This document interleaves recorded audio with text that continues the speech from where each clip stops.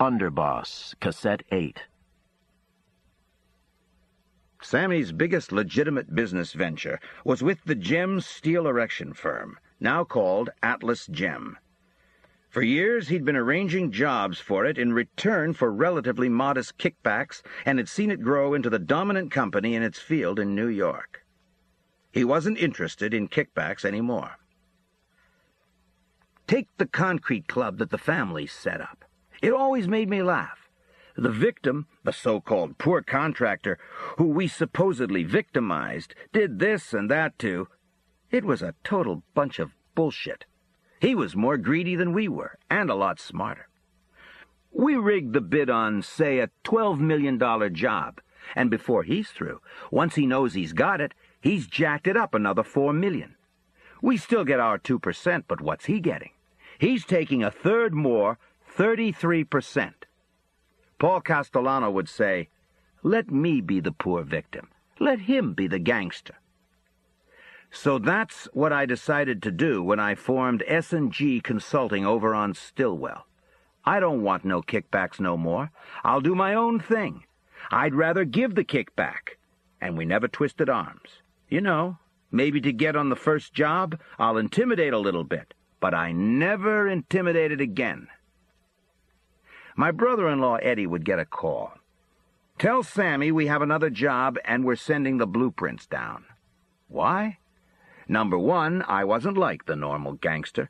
We went in and did the job almost to perfection. That's me, my personality. I did it for my own pride and at a fair price. Number two, this general contractor or subcontractor says to himself that when Sammy's on the job, he has no problem with the minority worker coalitions because Sammy knows who to take care of. He has no problem with the unions. He has no problems with nothing. Maybe he needs a favor. Another subcontractor could be bullying him. Or a guy from another family might be breaking his chops. So I visit whoever it is and say, "I'm doing the work here. What the fuck are you trying?" "Well, Sammy, I got a legitimate beef." End result, I resolve the beef one way or another. It could cost my contractor some money, but like what maybe was a $200,000 problem is down to $10,000 or $20,000. So he knows being with Sammy actually brings him a lot of benefits. I had a good reputation, and I valued it. Some jobs in construction are just a bastard. They go sour, and there ain't nothing you can do about it. There would come a time that happened with this 14-story building in Brooklyn by the Gowanus Expressway, where I had a piece of the general contracting work. It looks like we're going to take a major loss. The lawyers say, "Sammy, at your end, you're going to lose $200,000. My scheming brother-in-law is with me at the meeting, and he takes me aside and advises, "Let's pull out now and lose nothing. Fuck the job. What the fuck can they do to you?" I look at Eddie and say, "You're right. They can't do nothing. But you know what will happen with that? Everybody in the world will hear about it. For everybody in the world we work with, it'll be Sammy does work and makes money, all well and good. If he loses money, he'll abandon you. How do you think that'll sit with people, Eddie? This will be the best $200,000 I'll ever spend because people will say not only is Sammy qualified to do the job, but he'll stay with you, win or lose." "That's important to business people, Eddie," I said. "That's why you were never successful in business, because you scheme too fucking much." So I went back to the meeting and told them, "When the time comes, tell me what my end is, what the check should be." Right afterwards, some other big contractor calls me. "Geez, I hear that Gowanus job is going bad." "Yeah, it is." "You're going to stay with it, huh?" "What do you want me to do, walk away?" "No, you're doing the right thing. Listen, I got a couple of jobs coming up. I'll send you the specifications, and you give me your numbers." I turned to Eddie and said, "See, already more work's coming our way, and this is just the first example." Now, with Atlas Gem, for years after Mario Mastromarino asked me to give its president Joe Polito a hand, I'd been helping this little company to grow, and now it's about the biggest in the city. I don't want the kickbacks no more. What I did was, I called in Mario and told him I'm going to open up my own legitimate steel erection company. Nobody is more respected or has more know-how in steel erection than Mario, and I want him with me. I asked how many men could he take, and he says 40 or 50, the key guys, they'll follow me. All right, good, I said. But Joe Polito is a decent guy, a cool guy, and I want you to tell him what we're doing. So he does. And Joe Polito obviously has a heart attack. He wants to see me right away. We have a meeting, and I go over again what I'm intending. And he says, Sammy, could we work out a deal? You have your consulting company, S&G. We'll work out a contract. There won't be any more cash payments under the table. I said, you know what we can do? Our lawyers should get together to work this out. I told him I wanted $250,000 up front. S&G would get $7,500 a week, out of which I would pay Mario the $5,000 he was getting from Joe. And every month, S&G would receive 3% of every job Atlas Gem got, not from the profit, but the gross. He said, in return, you won't go into the business yourself? All the men will stay at Atlas Gem. You'll be paying Mario, but he will work strictly for me and you too. I said, absolutely. So the lawyers wrote up the agreement. There's no need for sneaking around with the unions because Joe is now 100% union. The only thing he asked was for the $250,000 to be broken up into 2 payments, and I said, no problem. That was put in the contract like everything else, all legal and above board. I'm going to be paying my taxes. I don't want to be like a lot of made guys who end up in front of a jury and can't explain their sources of income. It was a beautiful relationship. Joe don't have any union problems, but I pulled weight with the general contractors and could still help get him jobs like I did before. And he touted me for drywall, painting, and concrete. Remember, I got Marathon Concrete. I set up the same consulting deal there, not as big, but the same. I'm in a position to guarantee a contractor that he will get a priority from Atlas Gem. A lot of these contractors borrow big money, and time is money to them. Speed is money to them. I would say, don't worry, it'll be done. You want 50 guys, you'll have 50 guys. Now, how about the concrete work? Well, I got somebody. No, I say, it don't work like that. It's a two-way street, pal. Give it to Marathon. Well, is Marathon capable? Hey, they'll get the job done. I stand responsible. In the months after John Gotti's acquittal in the Giacalone prosecution, the Bergen Club in remote Ozone Park was not quite what he had in mind to go with his new celebrity status. He wanted the sizzle of Manhattan, so he decided to hold court at Neil Dellacroce's old club, the Ravenite, in Little Italy. He would arrive around 5 o'clock each evening in a gleaming, chauffeured Mercedes in suitable pomp and circumstance.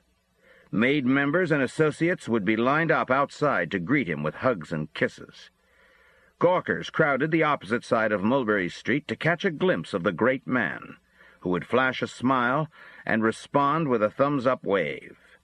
About all that was missing was to list him in guidebooks as one of the city's major tourist attractions.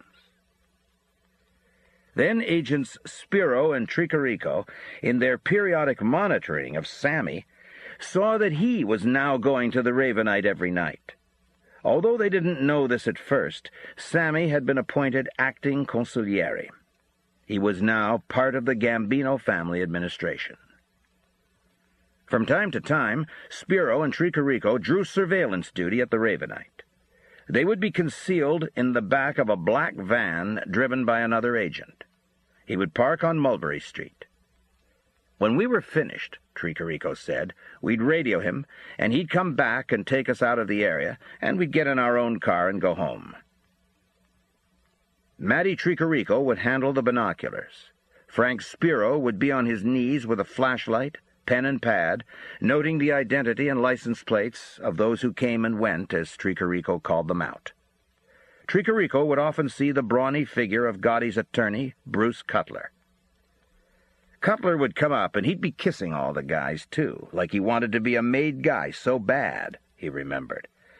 I told Frank, you know, if we were standing out front, Cutler'd kiss us. Sammy's arrival was different. He'd usually be in a T-shirt, a windbreaker, and jeans. All these other fellows, being that it's John Gotti, would dress up, Tricarico said. Sammy dressed down. He didn't go for the protocol with the hugging and kisses. He wasn't that kind of a guy. You could tell the respect he was getting, but he'd just nod, maybe shake one or two hands. Lots of times there'd be reporters and TV crews hanging around. From what we saw, it was like the last place Sammy wanted to be. You could just hear him saying, "Let me out of here." Sammy would be driven to the Ravenite by one of his made guys, Big Louis Valerio, Spiro said. Afterwards, he would go off to one of his favorite restaurants in Brooklyn, for instance, La Tavola, off Fort Hamilton Parkway, and meet his wife for dinner. She'd be taken by Sammy's regular driver, Louis Sacchenti, and then they'd go straight home. Sammy was a no-nonsense guy. When he got done with his business, that was it. He wasn't John Gotti, heading uptown to some fancy restaurant with a whole retinue and winding up at Regine's, the Park Avenue disco, until 3 or 4 in the morning. It was ridiculous how the guys, made guys, out front of the Ravenite were acting, Sammy said. It was like they thought they were in some movie or something. That was what John was doing to them. Well, I wasn't in the movies. Any kissing, that kind of stuff, I had to do, I did inside the club. One night, I did go with him to Regine's. We were at a wedding, and he grabbed me and said, "Come on, let's go over to Regine's." He knew better than to make an appointment with me to go out drinking. I wouldn't go, and he knew it. He wouldn't even ask. But it was spur of the moment at the wedding, so I went. He had his regular 8-10 guys with him. Joe Watts, good-looking Jackie, Bobby Borriello, whoever. It had to be the best champagne, not Dom Perignon. The other one, Cristal Rosé. The more expensive, the better. A couple of girls were looking at him, and he sent Bobby over to talk to them. "Would you like to have a drink with John Gotti?" Fuck that shit. I mean, I did that when I was 18, 19 years old. And there was, "Oh, look, there's so-and-so, the big movie star, and so-and-so, the big TV personality." Who gave a fuck about them? That wasn't me, to go somewhere just to be seen. We're not actors, we're not actresses. We're gangsters and racketeers. We're not supposed to be known to the public. What happened to that prick in the finger when Paul said, "We're a secret society"? What kind of secret is this? Another time, I had dinner with him in one of the uptown restaurants. He sent for me. It was about business, so I had to go. Big Louie drove me. I forget what the business was about. What I remember is sitting alone with John at the table, and he leans over and says, "You see that guy and that woman over there?" So I peeked out of the corner of my eye and said, "Yeah." He says, "They're looking at me like a bastard, huh?" And they were. Louie and Bobby are out by the bar, and I tell him, "You want me to have them go see what they want, these people?" "No, no," he says. "This is my public, Sammy. They love me." My public? What the fuck is this guy talking about, I thought. I was stunned. I didn't even know how to answer that.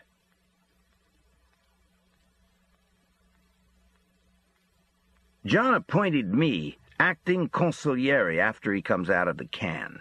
Joe Gallo is retired. He's called to a meeting I set up for John in the basement of the house of the brother of Big Louis Valerio. John told Gallo, "We're leaving you out. You're not helping the family." John came close to saying he was retarded. "You can stay as consigliere in name, but as of now you're inactive." "I understand, John," Gallo says. "He's pushing 77. Besides, he's got his own problems. Him and Joe Piney have been indicted on RICO charges." To keep the old-timers happy, John leaves Joe Piney as underboss, but John and myself are basically running the family.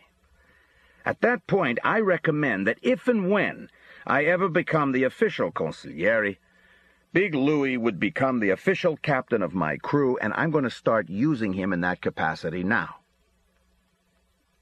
Around Christmas time that year, which is 1987, I was having my Christmas party at Tolly's.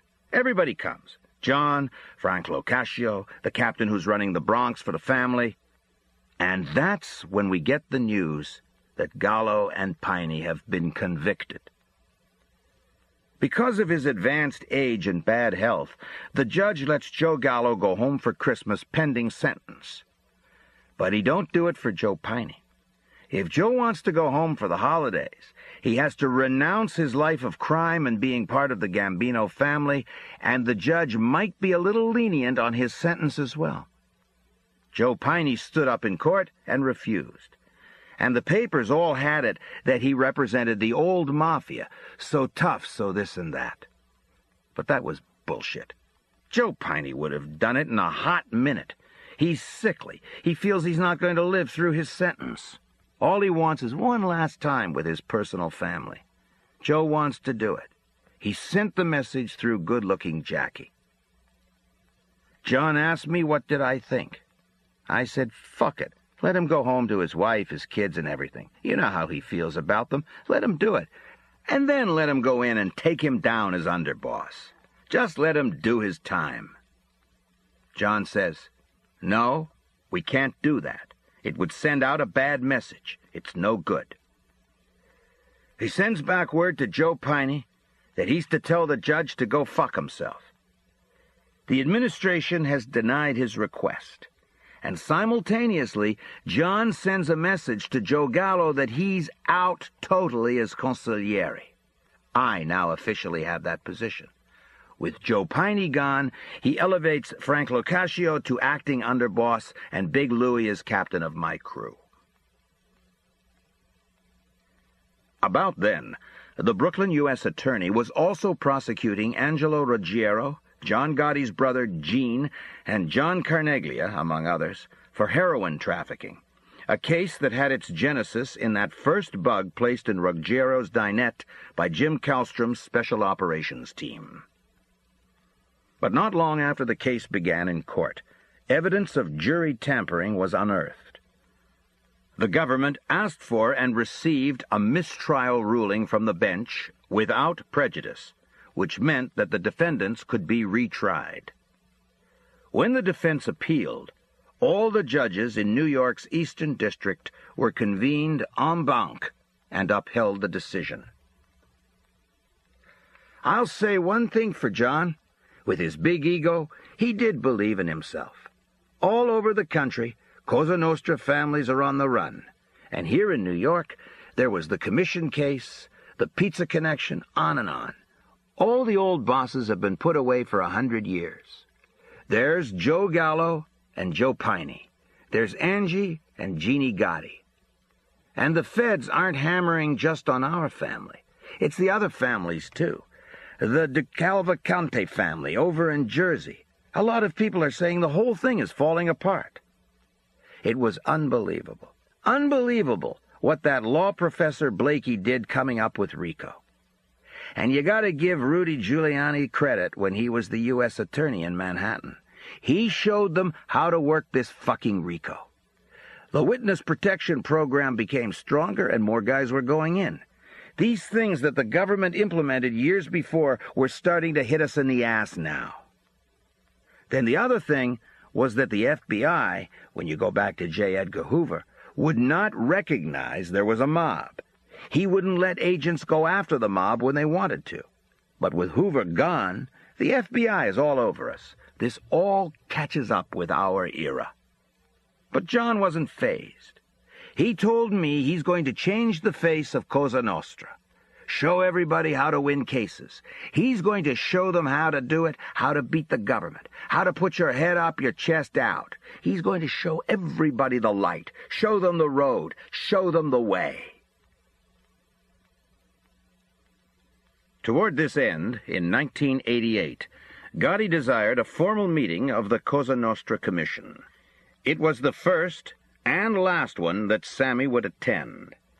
He helped set it up with the underboss of the Genovese family, Benny Eggs Mangano, and the Lucchese consigliere Gas Pipe Casso.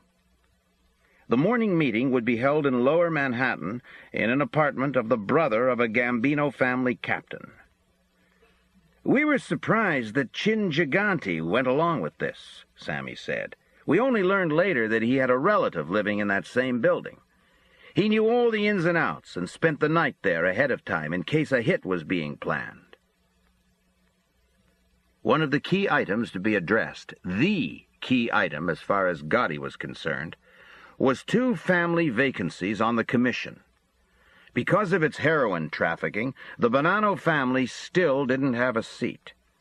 And because of the unsettled state of the Colombo family, Junior Persico in prison couldn't decide who he wanted as acting boss. On the street, John and myself met Vic Amuso, who was running the Lucchese family now that Tony Ducks was away, and Gaspipe. Our captain came out to take us to his brother's apartment. He led us through an underground garage to the elevators. As we were walking, Gaspipe turns to me and said, "What a great place for a hit." Chin comes into the apartment with Benny Eggs. He's in his bathrobe and pajamas. He has a 4 or 5 day growth of beard. He looked real grubby. We resolved certain issues, and then John announces that we have reached out to Junior, that he had to make up his mind about his acting boss. Junior Persico has finally approved one of his top guys, Vic Orena, and he's agreed that only the commission can remove him. John backs Orena, and Orena is accepted. He will be seated at the next commission meeting. By backing Orena, John figured he had a puppet. He would be able to control the Colombo vote. Now, John wanted the Bonanno family to have its seat back. John owns Joe Messino, who's running the family. With Orena and Messino, John could count on controlling the commission 3 votes out of 5. But Chin said that decision should be put off to the next commission meeting, and the Lucchese people backed him. Then John made another play. He said that Cosa Nostra had to replenish our ranks. He brought up the fact that the Genovese family had 40 replacements to make and hadn't made any new members for a very, very long time. John figured if he could get Chin to agree to make these 40 guys, he would leak it that he was behind them being made, and they would ultimately look to John. Chin stared straight at John and said, "When the time comes, I'll make those moves inside my family. I appreciate your concern, but I'll do it when I'm ready." One thing I'll never forget from that meeting was John telling Chin in sort of a proud way that his son, John Jr., had just been made. Instead of congratulating him, Chin said, "Geez, I'm sorry to hear that." We were a little shocked by this, but Chin was right. Paul Castellano didn't want his kids in the life. None of Chin's sons were made. I myself would be dead set against it. I wanted my son to be legitimate, to have nothing to do with what I did. So here was Chin, who's supposed to be crazy, saying who in their right mind wanted their son to be made. And there was John boasting about it. Who was really crazy?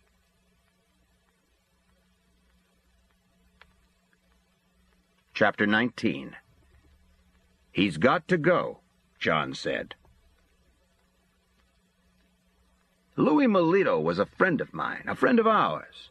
But there came a time when Louis, who had helped me in a few hits, had to be hit himself. He was a good-looking guy, Sammy said. A little taller than me, stockier.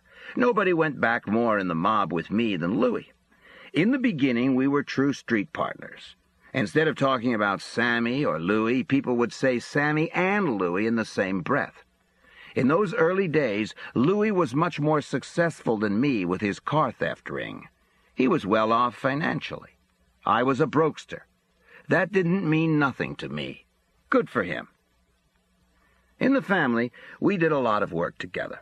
Louis had put the .357 Magnum against the head of Johnny Keys in that hit we did for Paul Castellano. He stood over the body of Frank Fiala and shot out his eyes in front of the Plaza Suite. Louis's kids called me Uncle Sammy. I got made in Toto Arello's crew before he did. Louis was still an associate with John Rizzo, the old-time soldier, who was also in Toto's crew. Afterwards, Toto told me Paul was looking to enlarge the family. I immediately suggested Louis as a candidate and asked him to talk to Rizzo. Toto took me with him to see Rizzo. We figured it was a sure thing.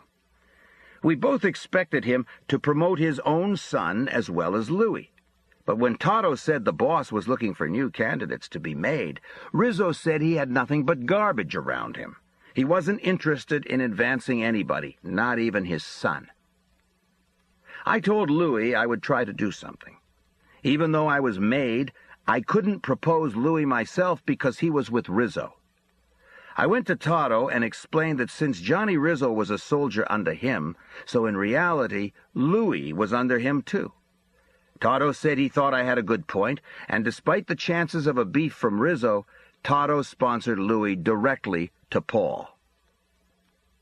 After the induction ceremony, I took Louis right over to John Rizzo's club. You should have seen the look on Johnny's face when I introduced Louis to him as a friend of ours. He calmly shook Louis's hand and kissed him on the cheek.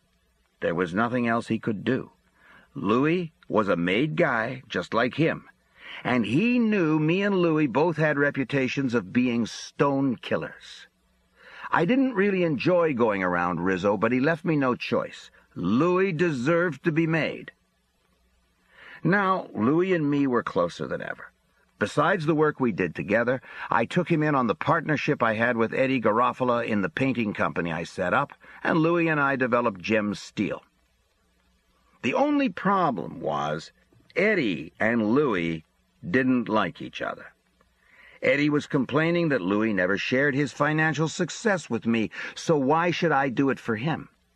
And Louis was saying Eddie was a schemer and a liar who didn't belong in Cosa Nostra. I knew about Eddie's faults, but he was married to my sister, and I had to think about her and my nieces and nephews. Instinct told me Louis was right about Eddie. I didn't realize it was like the pot calling the kettle black. It was after Fiala's murder, after I had been in all that trouble with Paul Castellano because the hit wasn't sanctioned, that Louis met me in the lounge of the Golden Gate in Brooklyn. He announced that he was breaking up our partnerships. I was stunned. "Let me ask you a question," I said. "Why?" And he said, "Sammy, I just got my reasons." Then he starts ranting that my brother-in-law is a swindler and a lying piece of shit. "I advised you 5 times to kill him," he said, "and you don't want to do it." So I assume the problem is Eddie. Fine, we'll break up. But I told him I'm not giving up Gem. At that time, I didn't have the legitimate consulting relationship with Joe Polito. We still have the kickback arrangement with him, but I was already thinking ahead. What I didn't know is Louis had this business opportunity that he took to Tommy Bellotti, who in turn took him to Paul. At this meeting, Paul mouths off that he should have had Sammy killed over the Fiala situation. This was classic Paul, divide and conquer. Paul saw and seized an opportunity to drive a wedge between us. The Fiala business was history, but Louis figured that it wasn't resolved in Paul's mind and panicked. He thought if Sammy's going to be killed, he'd be killed as well. He took Paul's word at face value. He don't know Paul well enough to know that Paul was just talking. Everybody in close contact with Paul knew his bark was worse than his bite. Sure, Paul was mad at me about the Fiala hit, but he wasn't going to kill me then or ever. Then Louis went back to Paul again and told him he was completely separating himself from me. Louis wanted Paul to stop thinking of him and me as one person. Melito was no longer part of Gravano, and to prove it, he went secretly into partnership with Tommy Bellotti in Tommy's shylocking business. I found all this out from Frankie DeChico. DeBee, Robert DiBernardo, told him. DeBee was present at both meetings. Louis figured none of this would ever get out because DeBee was supposed to be so tight with Paul. He didn't dream DeBee would be our messenger on the Castellano hit. Louis had got pinched for something and was away for a short time when we made our move against Paul and Tommy Bellotti. Frankie was steaming. Louis could have betrayed us if he wasn't in jail. He was playing both sides. As soon as Louis got out of jail, Frankie said he had to be killed. A guy like that was too devious. I argued for Louis's life. I asked Frankie, who was now our underboss, to let Louis come under me. After all, we had spared people before. I would tell Louis what we discovered. I would put him on the shelf. I tried to convince Frankie that we didn't have to kill him. But Frankie was adamant. Louis had to die. He had slapped us all in the face with his double-dealing. Even if Paul's threat to kill me wasn't real, Louis didn't know it, and he never tried to warn me. Then Frankie got blown up. When Louis was back on the street, John Gotti called me in. What about the hit? It had already been sanctioned. I talked again for Louis, and John said I was the one Louis had double-crossed. If I wanted to spare him, he'd go along with it, but he cautioned me to keep a sharp eye on my so-called friend. I read Louis the Riot Act and told him all that we knew. He never tried to deny anything. I said he was going to get a pass, but he didn't buy it. I was acting out of friendship, but Louis was looking for the angle. He would question all the people around me. He wanted to know everything and anything I might have said about him. Paranoia became his middle name. He went to Tommy Bellotti's brother, Joe. After the Castellano hit, Joe Watts argued that we should kill Joe Bellotti because he was a danger to us. I had argued to John Gotti that I didn't think this was necessary. Joe Bellotti knew the life. I thought he would accept what had happened and become a good, loyal soldier, which he did. John said that if I met with him and he decided to strike back, I could be the first to go. Did I still feel the same way? I said yes. Then Frankie DeChico jumped in and told John that he felt like I did, and he would go along to the first meeting with Joe Bellotti. So the meeting was arranged in a Brooklyn diner. Joe was obviously nervous. I told him that our move was primarily against Paul, but that given his brother's relationship with Paul, his brother had to go too, and I knew he would understand that. I pulled back my jacket and showed him the cannon I was carrying. I told Joe, "You know me a lot of years. If we wanted you dead, do you think you'd be dead already?" He looked at me and nodded his head. I said, "Joe, I give you my word that you got a pass. I'm going to be your captain. Don't worry when I send for you. You're a friend of ours in good standing. If you need me to sit down for you, I will. You got a tough job. You have 9 kids. Tommy had 9 kids. You have 18 kids to take care of. And Joe's still alive today." Anyway, now Louis goes to Joe and tells him they're in the same position. Something has to be up. Joe said, No, we're not in any position. I'm still alive. I'm the proof. Sammy gives his word. You can bank on it. Then Louis made his big mistake. He must have been all fucked up in his head. When I became consigliere, I appointed Big Lou Valerio captain of my crew. And now Louis Melito was going around bad-mouthing Big Lou and saying he should be captain. Unbelievable for him to even think I would consider it after his betrayals. This is a serious matter when a soldier is backbiting his captain, and John Gotti hears about it. We both discussed Melito. "He's got to go," John said. John was concerned that Louis could snap any time. He reminded me that he spared Louis's life once under certain conditions which Louis wasn't abiding by. You couldn't predict what he'd do next. He was tough and dangerous. I was sick, but I had to agree with John. This time, my mind and my gut won over my heart. John decided that he wanted to avoid any appearance of a grudge hit. I wouldn't be given the contract, but I would be present. The hit officially went to John's brother, Jeannie, and his crew. Valerio would set up Louis. Joe Watts would get rid of the body. The date was a Tuesday, March 8th, 1988. Big Lou called Melito to tell him John Gotti finally decided to kill Johnny G, a guy everybody knew John hated. So Louis had no reason to doubt his captain's call. Big Lou and his crew was handling the hit, but Gene Gotti and myself would be there. Louis Melito showed up at Big Louie's club in Bensonhurst close to 7 p.m. When he came in, Big Louie was standing behind the service counter. Gene Gotti, one of his guys, Arnold Squitieri, and myself were at a round table playing cards. John Carneglia was sitting on a leather couch watching TV. After saying hello, Melito went to the service counter for a cup of espresso.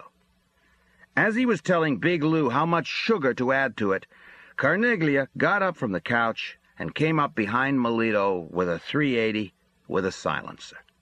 He put a quick shot into the back of Louis Melito's head. Louis fell face up on the floor. Carneglia bent over him and shot him once under his chin. He was quite dead. We put him in a body bag. Arnold and Carneglia went out to get their car. I had placed Eddie Garofalo and Huck along 2 streets away from the club as lookouts. Everything was clear. Arnold and Carneglia drove off with the body bag in the trunk to bring it to Joe Watts. Big Lou, Eddie, and Huck cleaned up while I took a walk-talk with Jeannie. Then Jeannie went home. Tuesday was when all my guys came to Tolly's every Tuesday night at 8 p.m. Everybody knew it. The FBI knew it. They were always there, so I had the FBI for an alibi. But Melito's body was never found. I made sure his wife had enough cash. I felt bad for her and the kids. They were why I had fought to keep him alive, even though her and Louis were getting close to a divorce. It cost me another $20,000 to finish all the construction he was doing on his house. I told her that if she had any problems with anybody over anything, she should come immediately to me. Because sometimes there are assholes who will get their little brave pills because a guy is dead. Even though the hit had to happen, I was really bothered by it. I liked Louis, and I loved his kids. John Gotti sensed that I was fucked up over this hit, but he said, "This guy wasn't our friend. This was best for the family." Louis wasn't no innocent. He was a made guy and a killer. He knew the rules, and he went against them. He had played a very dangerous game, and he lost.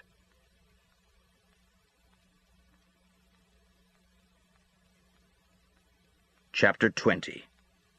John just fell in love with himself. Personally, Sammy said, I thought all that stuff Paul and some of the other bosses said about no drugs was bullshit. Stay out of it because drug dealing gave Cosa Nostra a bad name and brought too much heat. Even Paul was taking drug money. He just pretended he didn't know where it was coming from. Drug dealing was about greed. The bosses have got theirs, and you got guys on the street with nothing. There's too much money in drugs. People want to buy drugs. Other people sell it. Supply and demand. How can you stop it? The real problem was guys in the family doing drugs. When a guy's dealing drugs, you can talk to him, reprimand him. You don't have to kill him. In my crew, when I was captain, there was no drug dealing. But drugs were everywhere you looked. One of the guys with me, Nicky Cowboy, Nick Mormando, got hooked on crack cocaine. He became like a renegade. He went berserk. He didn't want to be in the crew no more. He was going to start his own little gang. I couldn't take a chance on him running around. He knew too much. So I got permission from John to kill him. We finally got Nicky to come by Tolly's, and he went with Huck to pick up the old man Peruta, who was still alive then.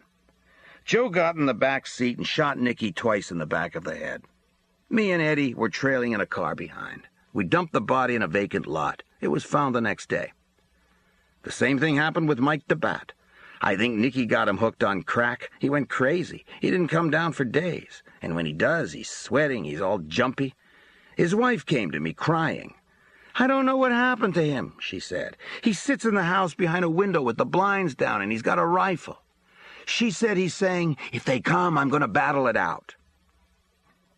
I've lost control of him. I tried to talk to him, but he's too far gone. He ain't listening. And he's done work with us and our family. He was a good man, Mike, until this. Not only did I like him, I went back with his father, who was originally with me. Remember, when the father died, I took the kid under my wing. I know the mother, the wife. These people came to my farm in Jersey. They came to my house. They came to my parties. This just tore my fucking insides out. Afterwards, I stayed with them, helped them. But there's nothing I can do about Mike. This was the life. I got John's permission. Mike worked the bar at Tolly's. I decided he would be killed in Tolly's and to leave him there to make it seem to the cops that the murder was because of a robbery, so nobody would think that it was related to Cosa Nostra or any mob matter. Huck shot Mike while he was behind the bar. My brother-in-law and Big Louie were there. I was waiting at this joint in Brooklyn, the Brown Derby, with John, when Eddie came and advised us it was done.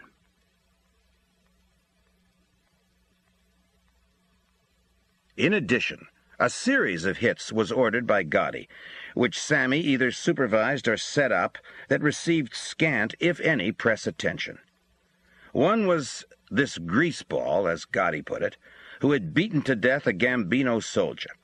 Another was a Gambino soldier who, Gotti learned, had decided to tell the truth to a grand jury about the family's role in private trash collection.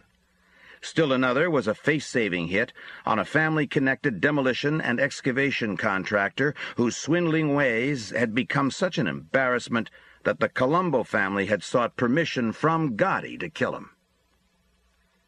Sammy had a marginal role in two other murders. One, which understandably did receive considerable press, was the execution of Willie Boy Johnson for informing. His time had finally come, despite Gotti's oath on his dead son that Johnson had nothing to worry about. John discussed how it should go, using me to bounce off ideas about the best way to do it. That was my only involvement. John is concerned that if it's fucked up, Willie Boy will go all the way with the government on stuff he hasn't told them yet. I agreed with John that Willie Boy's gotten a little lax by now. He surely thinks he's got a pass. He still lives in his neighborhood. John gives the contract to Eddie Lino, who was one of the shooters in the Castellano hit. Willie Boy has a construction job, plus he's dealing drugs. We caught him with 13 bullets in the head after he came out of his house early one morning. When I say we, it's because legally, I guess I was part of the we. This ends side 1 of cassette 8. Please turn the cassette over and start side 2 at the same point. A second contract was one Sammy would have been happy to fulfill. Louis de Bono, whom he once threatened to kill in front of Paul Castellano. He was still robbing the family, Sammy said, and I asked John for permission to take him out. But John had a meeting with de Bono, and de Bono told John that he had $1 billion of drywall work that was coming out of the World Trade Center. John bit, hook, line, and sinker, and refused my request. John said he would handle de Bono personally and become his partner. But de Bono was up to his old tricks, double-dealing. He had obviously been bullshitting John, so when John called Louis in for meetings to discuss their new partnership, de Bono didn't show up. John was humiliated. This meant an automatic death penalty. Gotti gave the contract to de Bono's captain, Pat Conti. Conti botched an ideal opportunity to kill de Bono. Then, as Gotti grew increasingly impatient, Conti explained that the problem now was trying to corner de Bono again. Whenever a meeting with him was arranged, de Bono never appeared. It was a joke what was going on, Sammy said. I couldn't help laughing to myself. I told John, why didn't Pat simplify everything? Just call Louis up and tell him to hang himself. 10 months went by. John looks like an asshole. He was too embarrassed even to ask me for help. Then, completely out of the blue, this drywall subcontractor asked me if I could get him some work from Louis DeBono, that Louis was doling out work for the Port Authority at the World Trade Center. He gave me DeBono's business card. Then I found out where the construction site was and where DeBono parked his car. I went by the Ravenite and asked John how he was making out with the DeBono situation. John tells me, "That guy never does the same thing twice. We're having a hard time." I took out the card and told him where DeBono parked at the World Trade Center every single day. You should have seen John's face. A couple of days later, Louis's body was found in his car in the World Trade Center parking lot. As consigliere and then underboss, I wasn't supposed to be doing these hits or getting into the details of them. All over the country, there were restrictions in all the Cosa Nostra families not to get the administration members involved, even captains, on hits. Captains in our family were saying, when was John going to stop sending me out? "Hey, Bo," I told them, "he wants me on one of these fucking things. I don't want to hear another word about it. This is what I want to teach my men, my guys. He's the boss. That's it." The only thing that bothered me was while I'm exposing myself, I'm also jeopardizing him. We're too close. I'm not only doing work with my old crew, but I'm exposing myself doing work with 25, 30 other guys, and one of them could end up testifying. Every time you go on the street, no matter how tough or how good you think you are, there is 30,000 NYPD cops out there, not counting FBI agents, and who the fuck knows who else is around, plus potential witnesses. But the truth was that if I was him, I would have picked me. I was efficient at what I did. He knew it and I knew it. I was probably the best hitman in the family. When John Gotti wanted you dead, he wanted you dead yesterday. That way, he could walk around and look like he's so fucking ferocious. By the end of 1989, Gotti, in his meteoric rise to stardom, had eclipsed the fame of any Cosa Nostra figure in history, with the possible exception of Al Capone. Besides his appearance on the cover of Time magazine, he had been on the cover of the New York Times Sunday magazine, People, and New York. The men's fashion magazine GQ featured him in its pages. Newspaper stories about him were a common occurrence locally and nationally.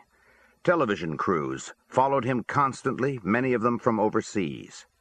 Newspapers and periodicals throughout Europe, Asia, and Latin America continually updated his activity. During all of this, although Sammy the Bull Gravano was generally part of a new, younger breed of show-off mobsters, he remained bound to traditional Cosa Nostra values, hugging the shadows and avoiding the limelight at all costs, never calling undue attention to himself. In a perceptive 1987 article by Nicholas Pileggi, the writer and mob expert, Pileggi observed that while Gotti was being held in jail for Diane Giacaloni's RICO prosecution, Sammy was keeping things in line for the Gambino family. Even this brief aside upset Sammy greatly, and he redoubled his efforts to remain inconspicuous. John used to get up at his house in Howard Beach about 11 a.m., whatever, Sammy said. He'd put on one of his designer jogging outfits, and he'd get by the Bergen Hunt and Fish Club around noon or so, especially when he starts getting into this media thing. Actually, there was two little clubs side by side. The bigger one was where all the guys hung out. The other one, smaller, was his private club. In there, he had a desk and a couch, like an office. On the wall, he had a blown-up and framed picture of himself, the one that had been on the cover of Time magazine. And in the back room, he had what was almost like a beauty parlor. All the regulation stuff, big mirrors all over. He had a professional barber's chair. He had that sink with a curve in it where you can lay your head back for a shampoo. The barber the stylist, would come every single day, shampoo his hair, cut it, blow-dry it, comb it out, and shape it. I used to tell him, "Bo, why do you get a haircut every day? Your hair can't grow that fast." And he'd say, "Well, he finds little things. He snips the hair in my nose and ears. He snips this and that." He'd already showered. He would take off his jogging outfit, and this guy, Fat Bobby, who picked out his clothes, would have everything all lined up. John probably had a shitload of clothes at home, but there in the club, there had to be a couple of dozen suits, sports jackets, all kinds of shirts and turtlenecks, ties, shoes all shined up, socks. He'd have his own underwear and jewelry, but Fat Bobby had laid out everything else for that day. The suit, shirt, tie, socks, shoes, the hanky for his coat pocket. Then Bobby Borriello or Jackie Nose, John D'Amico, would go and have the car washed and cleaned out. Not even a speck can be on the car or in the car in any way, shape, or form. The whole thing was like a show. By the time 4:30 or 5 came, washed, dressed, shaved, haircut, and combed, with a custom-tailored overcoat on if it was that season of the year, he'd say, "Let's go." And he'd head down to the Ravenite. On Mulberry Street, there would be all them people waiting and watching. Mr. Gotti's here. He'd bump into the news media, which he knew. There'd be that reporter from Channel 4, NBC, John Miller, a sharp guy, who'd be trying to get him to say a few words, which he sometimes did. And then he'd come inside, and Joe Watts would be saying, "Gee, John, you looked really good on television last night." "Yeah, what a beautiful suit," one of these blowjobs would be telling him. We'd be sitting around in the club, and somebody would say, "Shh, John's going to be on the TV in a minute." John loved this. He'd stay in the Ravenite for about 2.5 hours and conclude our day. Then, from there, he'd go down Mulberry, maybe to Taormina to eat, or uptown, like to Danoy, before he did his thing at Regine's or whatever. I paid him homage, too, but I'm not a jerk-off about it. When he was walking, he didn't like anybody in front of him, so I walked a slight step behind him. When it was raining, I held the umbrella. When he goes to a car, I opened the door for him. I was showing guys how to conduct yourself around the boss. It was about respect. John just fell in love with himself. We couldn't control these magazines and newspapers and the stuff they're running with, that's for sure. John's a handsome man. He's got charisma. I understood that. I've seen a lot of smart people do stupid things because of an ego. John was no different. After a while, you get power-struck. He started believing these newspaper and magazine articles, what they were saying about him on television. He went past having a big ego. You're talking now about an egomaniac. He don't want to hear the truth. He's not looking for it. He's looking for people to say what he wants to hear. Not only was the media having a love affair with him, he was having it with himself. He was always talking about his public. He was completely and totally in love with himself. One thing I got to admit, he never took a bad picture. Cameras just sort of loved him. Of course, he started out looking good, but if you get anybody and you have professional people polishing you up all the time, and if it's in your brain that you're going to carry yourself a certain way, walk a certain way, talk a certain way, if that's what you live for, you're going to look good. Like actors and actresses. Some of them look real good because they work at it. John worked at it real hard. That whole image of himself. Being the boss, the godfather, the Don, the dapper Don, the Teflon Don. He loved them terms. If that news guy would have went to John first and told him, "I'm going to call you the dapper Don," I think John would have given him a couple of $100,000 right on the spot. That's why all the old foxes in Cosa Nostra hated him. And a lot of the bosses. It wasn't the life. Just like when we said Paul Castellano was being selfish about money, this was equally selfish. Because it was for me, me, me. It wasn't for Cosa Nostra. Cosa Nostra was supposed to be family, not me, me, me. John didn't realize this was going to blow up in his face. Yeah, All right, you won a battle. You look great on television. Fuck the battle. You learned that from the Russians. Yeah, they were dogs. They kept backing up. They let them Germans come right into their country. They made them freeze their asses off, run out of supplies, and then they destroyed them. So it's not the battle, it's the war. That was obvious to me all my life. John wins a battle or two. He's the Teflon Don. He gives these huge 4th of July parties with free hot dogs and hamburgers and the fireworks that the cops can't do nothing about. The signs are up all over the place. We love you, John. I'm watching these moms and dads eating those hot dogs and hamburgers and calling out how they love John. I always wondered how fast those people would have spit out the dogs and burgers if they had known they were being paid for from drug dealing to their own children in that neighborhood. But you can't win a war against the government the way he was doing it. For Christ's sake, if I didn't learn nothing, I learned that walking and marching on that FBI building with Joe Colombo was a total horror for the Colombo family and the whole mob. That was years and years ago, but I never forgot it. A lot of those guys on those picket lines didn't want to be there. They were ordered to it. And there's a million agents all around us, taking notes, taking pictures.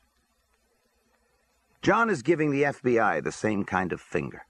Maybe he thought he was some sort of Robin Hood with the people cheering him. Hey, what is this? All of a sudden, the government is the bad guys and we're really the good guys? I don't think I'm Robin Hood. I think I'm a gangster. I think I'm somebody with a very, very limited education, and I fought and kicked and punched and did the best I could to get ahead. I dealt with the reality that someday I will probably be killed or go to fucking jail, and I lived with that reality all my life. That's the life I chose. That's the road I took. I mean, do you need a psychiatrist or psychologist to tell you what goes on in the head of a degenerate gambler like John was? I've heard degenerate gamblers deep down want to lose. He loved to come in and say, "Oh man, I lost that fucking race by 3 inches, a fucking nose." Or he'd say, "Them fucking Jets, they missed covering by half a point. I dropped 10 dimes. He wanted to talk about that. He must have had winners. But I never heard him talking about one winner. All I ever heard was about 1,000,000 losers.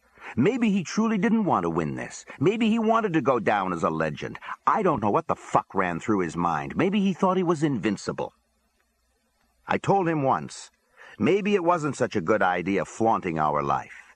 "No, no, Sammy," he said. "Don't worry about it. You'll see, this will be okay. We're going to change the face of Cosa Nostra.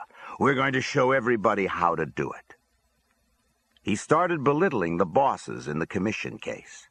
"Look," he was saying, "look at Tony Ducks wearing a sweater, those fucking bums, all of them trying to act like old men to get the jury to feel sorry for them. And what happened? They all lost. You gotta go in there with your suits, your jewelry, put it in their face. When people go to the circus, they don't want to see clowns. They want to see fucking lions and tigers, and that's what we are." That was his theory or thinking or excuse on how he conducted himself. And the thing was that other families reached out to him, like he did have all the answers. Chicago reached out. Could he okay Bruce Cutler coming out to defend one of their people? Matter of fact, Cutler lost that case for the Chicago underboss. The New Orleans boss came up with a problem. I could hardly understand his accent, Creole, whatever the fuck it was. The Patriarcha family came to him to settle a dispute. Philadelphia reached out, but Philadelphia would only do it through me, which ticked him off. And always, there's his tremendous ego. One time he gets on big Louis Valerio to dress nice. So Louis gets a gift certificate for this place where John buys his hand-painted $200, $300 ties. Louis buys a tie, and he's wearing it with his suit, and John tells him, "Hey, that's the same fucking tie I got." We all laugh, but now I take a walk with John, and he's actually mad that Louis has the same tie. I said, how could he know? His mother got him a gift certificate. You got a couple of 100 ties. Later, when I got in the car with Louie, I said, "Take that tie off, cut it up, and throw it away. I don't care how much it cost, and don't go near that shop again." Louie threw the tie out the window.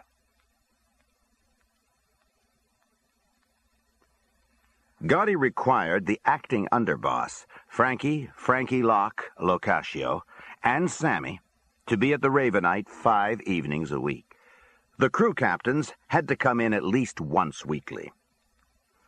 Some of the old foxes in the family, Sammy said, would come to me and say, "Sammy, go talk to him. You're the only one who can get through to him. We got to stop this." They don't have to tell me. The government has bugs, zoom lenses, video stuff. They didn't have to go anywhere to find us. They didn't have to do anything. Just focus on the club. John's bringing every captain and every made guy in the family down there. They'll see who kisses who talks to who gets the handshakes. John gave the government the entire family and then some, other people in other families, on a silver platter. I would sit in the Ravenite and think there's got to be bugs all over the place. And they're probably listening to everything we say in the walk-talks. I mean, you could be watching a football game on television, and if they want to, they can pick up the players talking on the field. The FBI can't do that.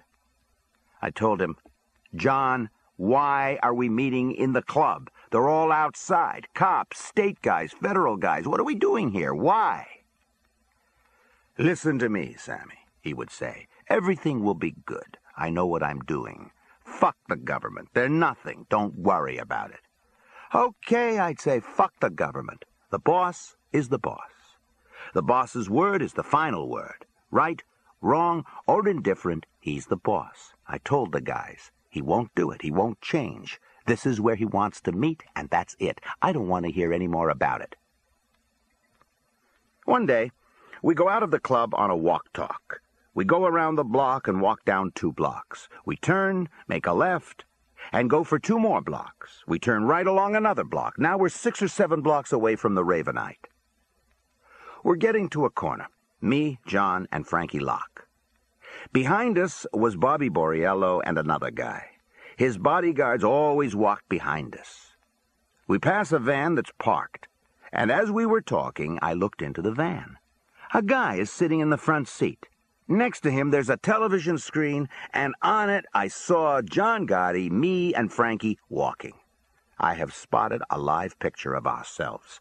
I walked another couple of feet before I said, "John, I can't believe what I just saw." "What?" "We're live on television." "What do you mean?" he says. "The guy in that van, he's got a television in there with him, and we're on it." "How could that be? We're 6 blocks away from the club. Where the fuck could them cameras be?" He yells at Bobby behind us, who's just passing the van. "Bobby, the van!" Bobby rushes over, but the guy has closed down the TV. Now we're all over the guy. "Hey, pal, who the fuck are you?" And he says, "You know who I am." And of course we do. He's law enforcement. Before he pulls out to goad him, I say, "Hey, you big-nosed cocksucker. Were we on TV, or what did I see?" He says, "All I can tell you is we have very sophisticated equipment." And off he goes. I could understand this if we were standing outside the club and they had zoom lenses in a building a couple of blocks away. But you walk 5, 6 blocks and they're still on us? Maybe they figured out the walk-talks and set up stations to monitor us. I never found out how they did it. I don't know if our voices were on it, but they were filming us live. At that point, I'm telling John, I was always telling him. But at that point, I told him, "Bo, we're committing suicide here. We're feeding right into them. We're doing what they want." That day, he wasn't so cocky. When we went back to the Ravenite, he's saying, "From here on in, what we're going to do is we're going to get in the car and drive 20 blocks away. Then we'll just get out and start walking and go to different spots every day." Which we did, but only about 2 or 3 times, and that was the end of it. He wouldn't do it. He just wouldn't do it no more. Then Sammy unexpectedly saw a side to John Gotti so mean-spirited, so removed from the normal cruelties of family business, that even he was left searching for answers. After the first heroin trafficking case against Angelo Ruggiero, Gene Gotti, and John Carneglia ended in a mistrial because of jury tampering, Ruggiero remained in federal detention, his bail still revoked for the second trial. This also resulted in a mistrial again for suspected jury tampering. For the third trial, in 1989, Ruggiero was finally released on bail and severed from the case. He had terminal lung cancer. Gene Gotti and John Carneglia were both convicted and sentenced to 50 years. The earliest they could realistically expect parole was 20 years. Then I heard John wants to whack out Angie. For what? I asked. For his fucking big mouth on them fucking tapes, he says. Look at the trouble he caused. I said, John, he's dying of cancer. Let him die that way. We'll look like fucking animals here. Finally, he says, Okay, I'm not going to do nothing. Don't worry about it. So John breaks Angie as captain and put him on a fucking shelf so bad that he didn't even go to the hospital to visit him. Everybody was begging him to go, his own brothers. He wouldn't. I literally had to drag him to the funeral. John, I told him, whatever your feelings are, other families are going to be totally confused by this. I don't think we're sending a good message. If I didn't say a word and he don't go to the funeral, none of us would have gone. That's how John really wanted to send Angie out. With nobody, with no respect, nothing. And I'm talking about a lifelong thing, like from when they were 5, 6 years old. Toward the end of 1989, Gotti was indicted again, this time by the Manhattan DA's office. The case dated back 4 years and was not especially earth-shaking. But because it involved Gotti, a press conference announcing his indictment was packed with reporters, and it posed a problem for him. He had 2 felony convictions on his rap sheet, and a third one would make him a predicate felon, carrying a 25-year sentence. John O'Connor, business agent for Local 608 of the Carpenters Union, had come upon a restaurant being extensively renovated in the Wall Street area with non-union workers.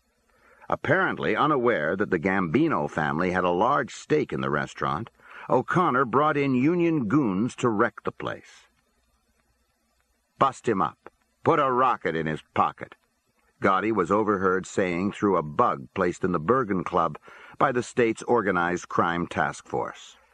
Since the local was Irish-dominated, the assignment had been given to the Irish gang of killers, the Westies, that Paul Castellano first used for off-the-record hits. They were just supposed to give this O'Connor a serious beating, Sammy said. But a lot of the Westies were all fucked up, drug addicts and drunks, and they end up shooting O'Connor in his legs and ass for whatever reason. So now when the DA eventually gets into this, it's a major thing. 3-1, I beat this case, Gotti declared, as he swaggered into court. And for once, he was betting on a sure thing, thanks to Sammy. Sammy had sent a message to O'Connor through the Westies that, all things considered, it wasn't such a good idea to testify against John. O'Connor obliged. On the witness stand, he swore that he didn't have the slightest idea who would want to harm him. After his acquittal, Gotti returned to a tumultuous reception on Mulberry Street, his reputation as the Teflon Don swelling to monumental proportions. He even invited a horde of reporters into the Ravenite. By then, they had discovered that the Brooklyn U.S. Attorney's Office had originally declined the O'Connor assault case on the grounds that it was too shaky. A reporter asked Gotti if he felt that he was the object of a law enforcement vendetta. Without the help of the media, he replied, setting the record straight and all, who knows what they would have done to me. The aura of invincibility Gotti had cloaked himself in, however, would be short-lived. John wanted Angie whacked because of his big mouth, Sammy said. Instead, it was John's big mouth that would wreck the family.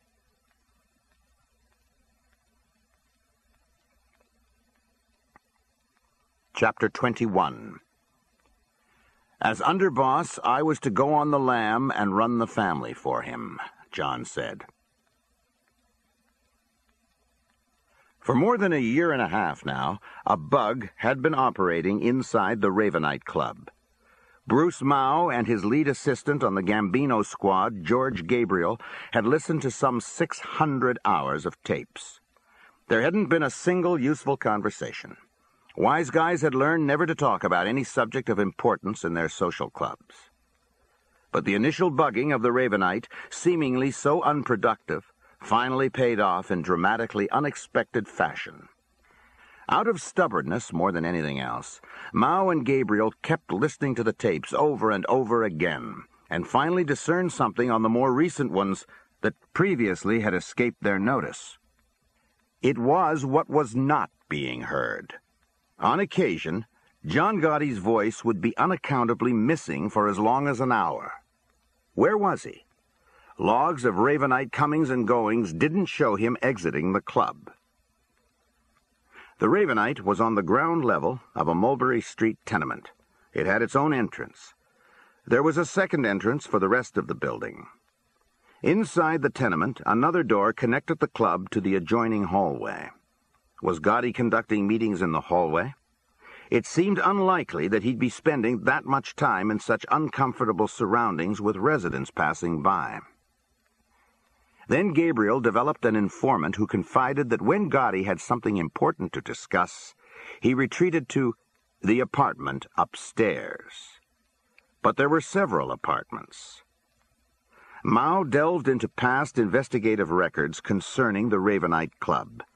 He discovered that a now-deceased Gambino family soldier named Michael Sorelli had lived in a third-floor apartment, and that back in the Neil Delacroce era, it had occasionally been used for private meetings.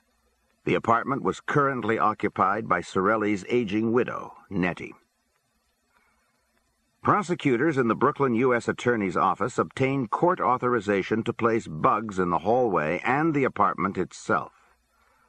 When the widow Sorelli left on a Thanksgiving vacation trip to visit relatives in Florida, Jim Kallstrom's Special Operations Team gained entry through the rear of the tenement and installed the tiny transmitters.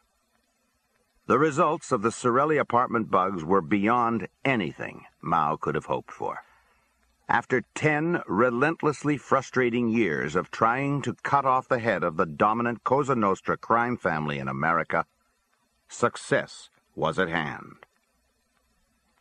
There were 5 recorded sessions in the apartment, dating from November 30th, 1989 to January 24th, 1990, when the bugs stopped functioning, but it didn't matter. On the tapes, in his own words, Gotti had clearly identified himself as the head of a racketeering criminal enterprise, the Gambino family. He was heard announcing his intention to promote Sammy to official underboss of the family. Locascio would be shifting to acting consigliere. And on the most crucial tape, recorded on December 12, 1989, he acknowledged that he had ordered the murders of Robert DiBernardo, Louis Melito, and Louis De Bono. If there was a disappointment on these tapes, it was a Gotti reference to the Castellano hit. With Frank Locascio present, he said to Sammy, "Every time I went there, to Castellano's mansion, on a Saturday or Sunday, I hated it. Probably the cops done it to this fucking guy. Whoever killed this cocksucker, probably the cops killed this Paul. But whoever killed him, he deserved it." Amazingly enough, all those directly involved in murdering Castellano, who did not include Locascio, had honored their vow never to admit it, even among themselves. "I remember the wink, the little smirk John had when he was saying that," Sammy said. "Our little joke with Frankie." After Gotti's acquittal in the O'Connor assault case on February 9, 1990, a turf battle broke out over the issue of who would next prosecute him. The main combatants were Andy Maloney, the U.S. Attorney for the Eastern District, which embraced Brooklyn and Queens, and the Manhattan District Attorney, Robert Morgenthau. Regardless of who won this jurisdictional dispute, it was understood that Gotti had to be charged with the Castellano hit. The case was too high profile. Morgenthau enlisted the support of the U.S. Attorney for the Southern District, which included Manhattan. The two offices had joined forces in investigating the murder. The Southern District had come up with the nephew of the Philadelphia family boss, Nicky Scarfo, who would testify that in the presence of his uncle, he had heard Gotti say he had received official approval from the New York Cosa Nostra Commission to kill Castellano. The New York police, meanwhile, had reported to Morgenthau that an eyewitness had been unearthed, a respectable businessman, who would attest that he saw Gotti standing on the sidewalk near Sparks Steakhouse as Castellano was being gunned down. Morgenthau was a legendary law enforcement figure who had once been the U.S. Attorney for the Southern District. Indeed, Andy Maloney had served under him as an assistant U.S. Attorney there. Widely respected, even revered, Morgenthau would without question be elected DA as long as he cared to run. And stung by Gotti's acquittal in the O'Connor case, he was determined to prosecute the Castellano murder. He reminded everyone that traditionally in a murder case, the local DA had priority in prosecuting it. The one thing Morgenthau and the Southern District did not have were Gotti's damning admissions on the Sorelli apartment tapes, which Maloney intended to use as the basis for a massive RICO racketeering indictment. A compromise was proposed. Morgenthau would get Castellano, and Maloney could keep the RICO charges.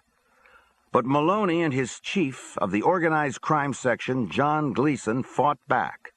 Gleason, 38, with an Irish street urchin's face that made him look even younger, argued that the Castellano hit, if tried by itself, was no sure winner. If it were lost, it would only buttress Gotti's aura of invincibility and heighten the public perception that the government was engaged in a mindless vendetta against him. On the other hand, if Castellano's murder were lumped in with the other murders Gotti had admitted sanctioning, the Castellano predicate would be greatly strengthened. By the end of July, the warring parties had agreed to consolidate the cases. The question still remained, however, of where it would be prosecuted. Morgenthau, along with the Southern District, took one last shot. The Eastern District was famous for jury tampering. Gleason seized the moment. If that were so, he said, the chances of getting a sequestered jury were that much better. The impasse would be resolved at the Justice Department in Washington. After another lengthy round of fierce wrangling, a decision was finally made. The case would go to the Eastern District, to Maloney and Gleason. A grand jury was secretly convened. Sealed indictments were returned against Gotti, Sammy, and Frank Locascio.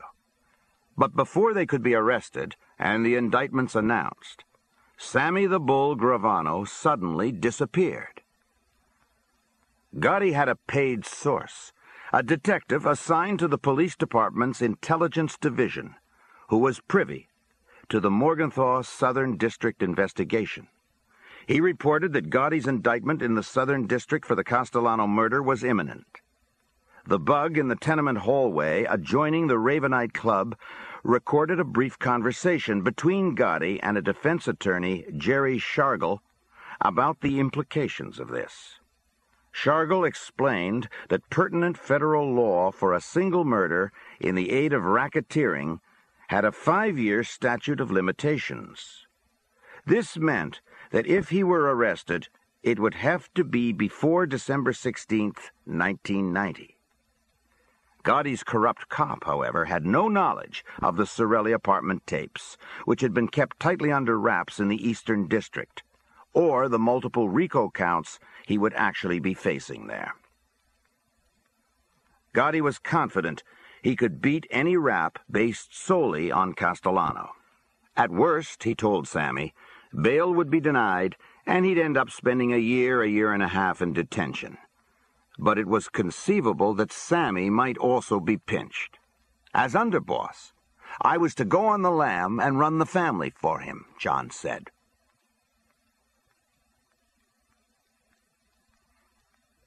Chapter 22. The king insisted that the meeting be held in the throne room of his castle. I took off in late October, Sammy said. It was the night of a confirmation party for my niece, Gina. I'd become aware that the surveillance on me had increased. It used to be a sometime thing. I got to know the two agents, Frank Spiro and Matty Tricorico. One time, they'd parked out in front of my office. It was a cold day, and when I got there, one of my guys said them two agents have been sitting there for a couple of hours. I walked out to see where they were. They said they had a subpoena, some bullshit civil thing for records. I asked them why didn't they come to my house. Why were they sitting in the cold like this? We didn't want to hassle you in front of your wife and kids, they said. I took the subpoena, and although I didn't show it, inwardly I thought that was a pretty decent thing they did, not to bother my family at home. Now, the surveillance was more than them, more agents, more cars. At the party, I tried to keep up appearances. I mingled with my relatives. I knew I was making a tremendous sacrifice going into hiding. By being pinched and not having to hide, John was taking the easy road. All he had to do was sit back and wait for his arrest, give a big smile to the media crowd who would be there, and do all his fighting from his jail cell. On the other hand, I would be a wanted fugitive. Law enforcement would have me listed as armed and extremely dangerous. Life in jail isn't easy, but life on the run is a lot harder, especially since you could be confronted by some trigger-happy cop who wanted a piece of Sammy the Bull. John's family would be able to visit him. My family was not going to have any contact with me at all. I was dancing with my wife. Suddenly, she told me that she felt something was wrong, something was bothering me. I said there were serious problems which I couldn't explain. I held her tighter and told her that I was going to have to go away for a while. I wouldn't be able to telephone her or be in touch with her. She might hear rumors that I was dead. She was to disregard them. I asked her to have the courage and responsibility to hold the kids, to hold the Gravano family together while I was gone. Debbie's eyes filled with tears. She just told me she understood. She was smart enough not to ask questions, but she was obviously completely and totally broken-hearted. As I looked at her, I understood how much she loved and trusted me, and I understood how much I loved and trusted her. Although my faith in John Gotti's Cosa Nostra was deteriorating, my basic loyalty to the true Cosa Nostra still came before loyalty to my own family. But I was now aware that this fact was bothering me more and more. My law enforcement tales always left when I returned to my house in the evening. Hundreds of hours of surveillance showed that once I was home, I stayed home. The kids went up to their bedrooms. Debbie made a pot of coffee in the kitchen. That's when I told her I was leaving that night. I went on to tell her I didn't want to jeopardize her with agents, cops, who came around looking for me. I told her that I thought it would be better if she truthfully didn't know where I was or what was going on. That way she could answer any questions without lying. I had already called my driver, Louis Secenti. I went up to kiss the kids. They were half asleep. I went back down and kissed Debbie. The goodbyes were over. I'd arranged with my father-in-law to borrow the keys to a vacation home he had in the Pocono Mountains in Pennsylvania. He agreed not to ask any questions and to keep this strictly between me and him. When we got there, the ground was all snow-covered. It was biting cold. This house was among others that primarily were for summer vacations. Not a soul was around. Louis and me built a big fire. In the morning, we found the only local store that was open where we could buy groceries. The siege was on. The plan was for me to stay in touch with Big Louie, Huck, and my brother-in-law Eddie. I would contact them for messages and news. We set up codes. We used beepers. We only used public phones away from our usual haunts. After a couple of days, the reality of my situation finally sunk in. I was looking outside the house's sliding glass doors, watching the snow fall, watching the icicles form on the trees, hearing the fire crackling behind me, when I spotted a deer coming through the woods. The fucking serenity of the moment brought home the chaos of the situation I was in. I'd asked my father-in-law to trust me while I lived with the emotional horror of the pain I'd caused him, even though at that time he was unaware of any involvement I had in his son's death. I questioned in my soul how I could have hurt him like that.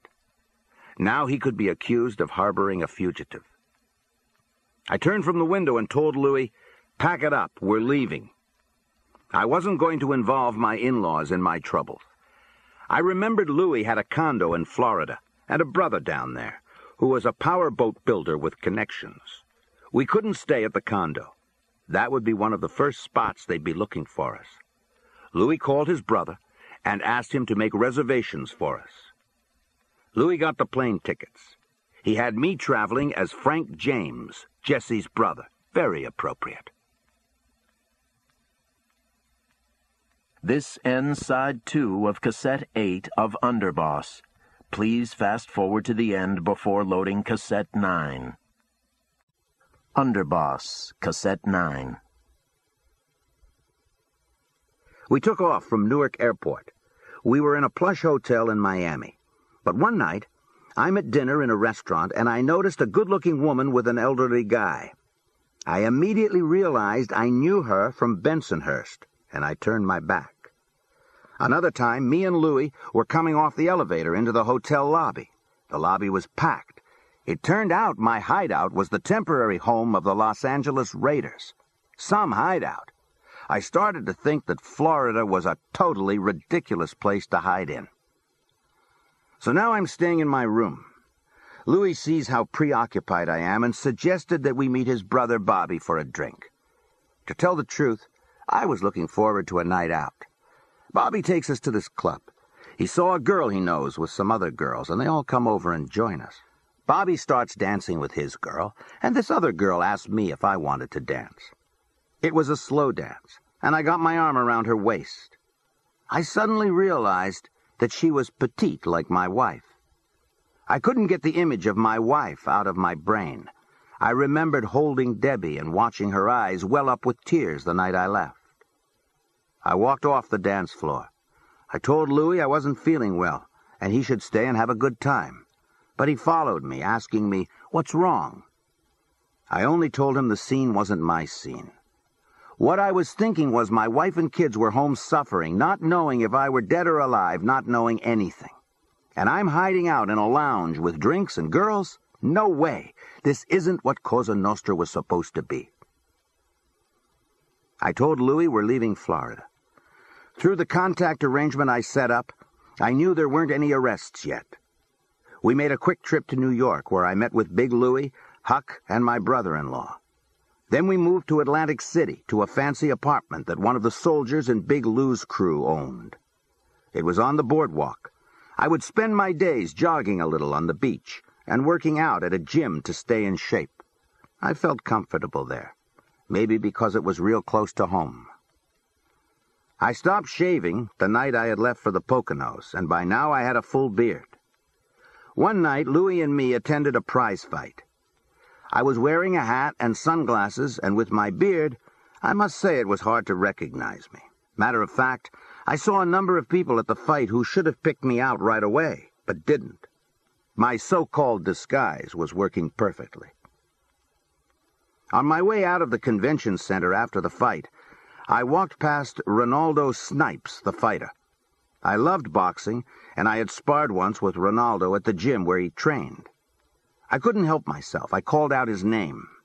There was no recognition in his eyes. As we faced each other, I threw a mock combination of punches at him. I raised my arms over my head in a Rocky-style victory salute. Still nothing. As I walked away, I turned back towards him and took off the sunglasses. This time, the gentle giant finally recognized me, and his face lit up in a big smile.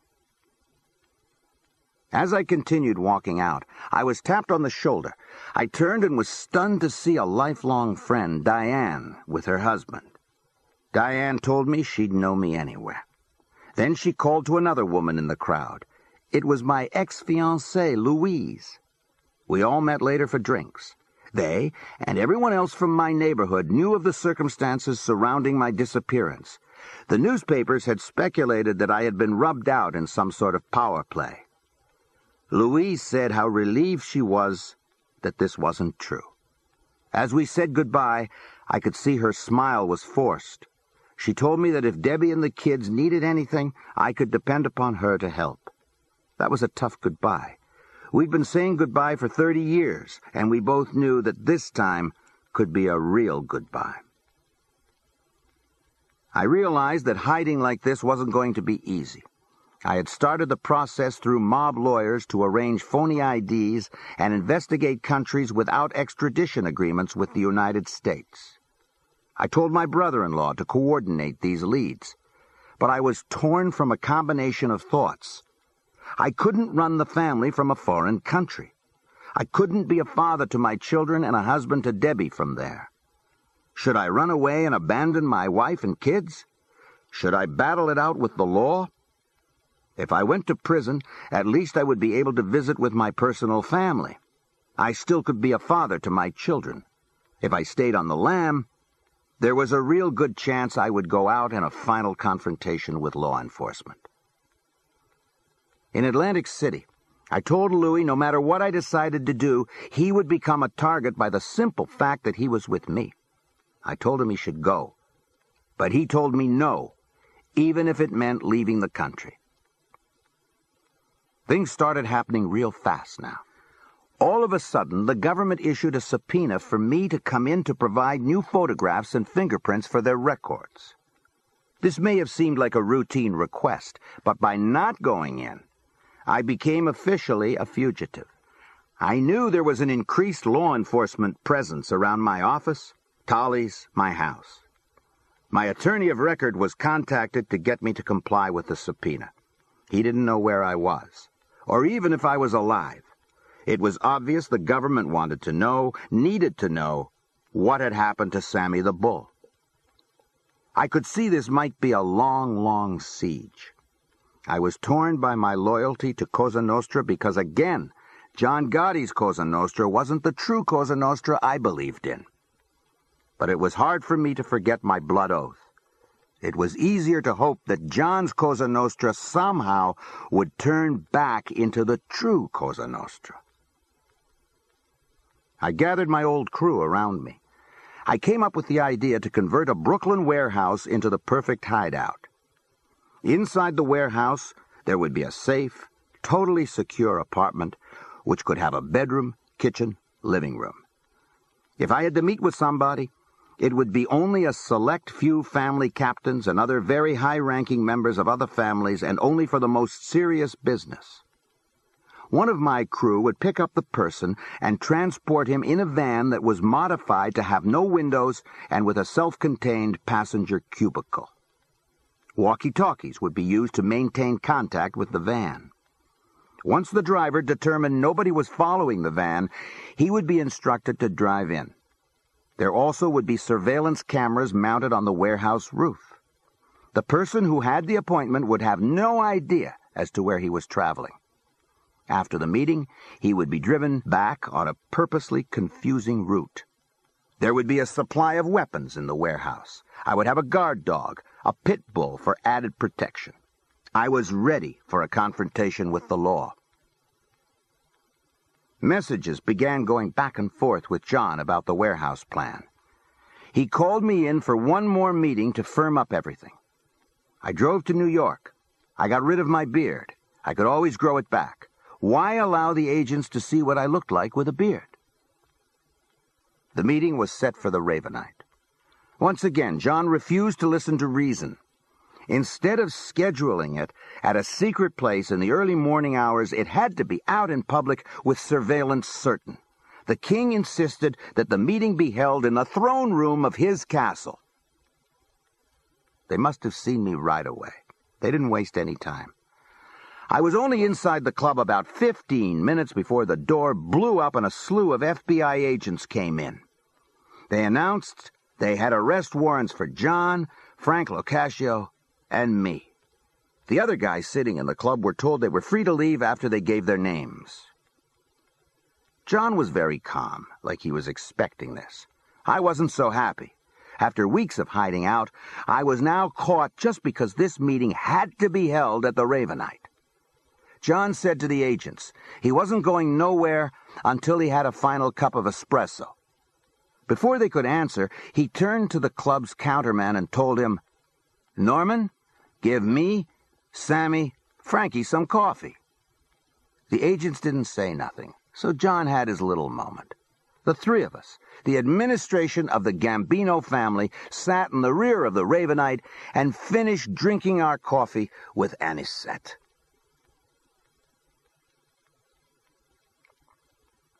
The arrest took place on December 11th, 1990.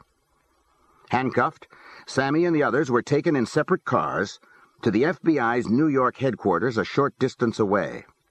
Frank Spiro and Matty Tricorico drove Sammy. They adopted a laid-back manner. They didn't exhibit a triumphant gotcha attitude. They removed his handcuffs. Tricorico joked, "We thought we had your routine down pat. You fooled us pretty good." "Is that what you were waiting for?" Sammy asked. "For me to show up?" "I guess you could say that," Tricorico replied. At the FBI, they asked Sammy if he wanted some coffee. They introduced him to Jim Fox, then an assistant director who headed the New York office. Fox, whose back was to Sammy, turned and automatically shook his hand. Fox recalled that he was instantly appalled at unwittingly shaking hands with Sammy Gravano. A year later, he would pose for a photograph in which he was kissing Sammy on the cheek, a photograph he has on display in the office where he is now an insurance company executive. When a prisoner was held in detention, all his personal effects, except for a minimal amount of cash, were taken from him and not returned until he was released. For Sammy, that could be quite some time, and the two agents offered to bring his valuables to his wife. He accepted. He gave them the wad of $100 bills he was carrying, keeping only $30 to open a jailhouse account, along with his watch and jewelry. Then, he and the others were driven to the Metropolitan Correctional Center, again separately. Spiro and Tricorico decided to take Sammy in a back way, to spare him the onslaught of still photographers and television cameramen flocking around the MCC to record Gotti's arrival. They almost made it to an interior garage, but a crunch of cars forced them to walk the last few yards. That was when a video picture of Sammy, flanked by the two agents, was taken. The cameraman, pointing at Sammy, had yelled, "Is he one of the guys who was arrested?" Spiro would always remember Sammy answering, "No, I got these two guys under arrest. I got everything under control."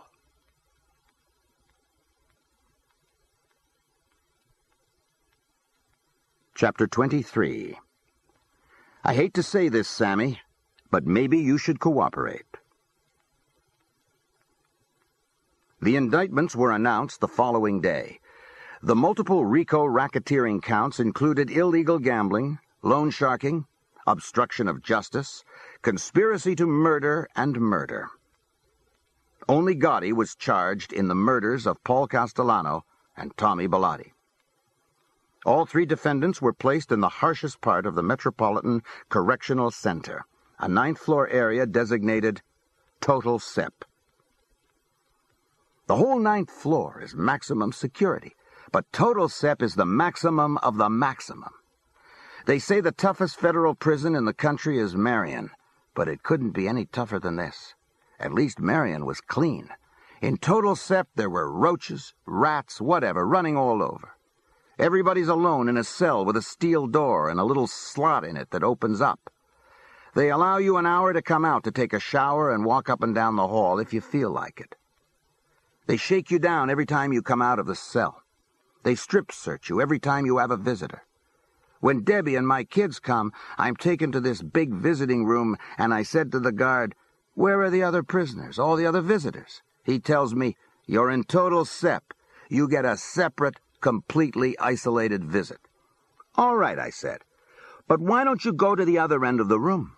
Let me talk to my wife and kids." He actually apologized and said, "Sammy, I can't. I have to sit here and monitor the visit." So this visit is really nothing. I just tell my wife to hang in there, be strong. Don't worry about nothing. Continue the holidays, continue Christmas like I was there. We'll talk on the phone. She's shocked. Distraught is the word.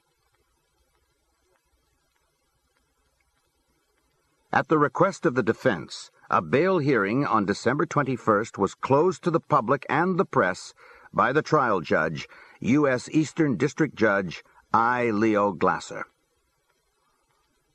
John told Frankie Locascio and myself that we should all intimidate the judge, glare at him to show how tough we are, be real aggressive in our attitude.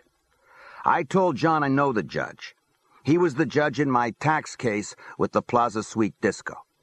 I said to John, he's a tough-minded judge, but he's fair. Why antagonize him? But John don't listen. He gives the judge his look, and Judge Glasser stares right back, like he's doing the same thing almost in reverse. He wasn't intimidated. He don't look scared to me. He denies bail, and we're back in our cells. The December 21st bail hearing forever changed the relationship between John Gotti and Sammy Gravano. To demonstrate the high risk the defendants presented to society, Prosecutor John Gleason played excerpts of the Sorelli apartment tapes. It was the first time Sammy learned of their existence. He was mesmerized by the tapes, especially the critical tape of December 12, 1989, which recorded a meeting between Gotti and Locascio that he had not attended. On that tape, Sammy heard Gotti acknowledge that he had sanctioned the hit on Robert DiBernardo because Sammy had insisted that DiBernardo was being subversive, when the fact was that Sammy had done everything he could to spare DiBernardo's life. He heard Gotti tell Locascio that he'd ordered the hit on Louis Melito because Sammy reported Melito's offenses against the family. Ignored was the fact that Sammy had actually saved Melito's life when Melito tried to play both sides against the middle during Castellano's reign as the family boss, and finally went along with Gotti's decision that Melito had to go when Melito continued to undermine the family. He heard Gotti say that Sammy had long wanted Louis de Bono dead, which was true. But in the end, it was Gotti who ordered the hit and carried it out without any direct participation by Sammy. The spin Gotti put on these hits enraged Sammy. The tapes portrayed Gotti as a long-suffering boss saddled with a mad dog killer who hounded him to obtain authorization for hits until he finally threw up his hands and bowed to Sammy's wishes. That wasn't all. The December 12th tape, Sammy would learn, contained more of Gotti's non-stop diatribe against him. Every time he turned around, Sammy had some new business he hadn't known anything about. "I tell him 1,000,000 times," Gotti said to Locascio. "Sammy, slow it down. Pull it in a fucking notch. You got concrete pouring. You got Italian floors now. You got construction. You got drywall. You got asbestos. You got rugs. What the fuck next?" Gotti would compare Sammy to Paul Castellano, who had sold out the Borgata family for a fucking construction company. 3-4 guys will wind up with every fucking thing, and the rest of the Borgata looks like a waste. Where's my piece of these companies? Sammy, said Gotti, had committed the unpardonable. He was creating a fucking army inside an army. I'm not going to allow that. Locascio suggested that Sammy might be downstairs in the Ravenite. Why didn't he go down and bring him up? so all of this could be thrashed out. "No, no, no," Gotti exclaimed. "I'm going to see him tomorrow, and I'm going to talk to him tomorrow." Tomorrow, of course, never came. As some of these excerpts boomed in the courtroom, Sammy glanced at Gotti. "He ain't looking at me," Sammy said. "Only his fingers on his right hand are drumming on the table. They say when I'm really mad, my eyes turn blank, kind of glassy. I guess some of the court officers, the marshals, whatever, caught what I was feeling, because the media reported that afterwards I went at John in the hall back of the court, even grabbed him by the throat. I didn't do that at all. This is Cosa Nostra, and he's the boss. I'm mad that there's a betrayal, but not to the point that I would raise my hands to him. I never would." In the hall, I kind of looked at him, and he finally said, "You're disturbed?" And I said, "Fucking A, I'm disturbed. I think we gotta talk about these tapes." There's no more conversation, because we're put right back in total sep.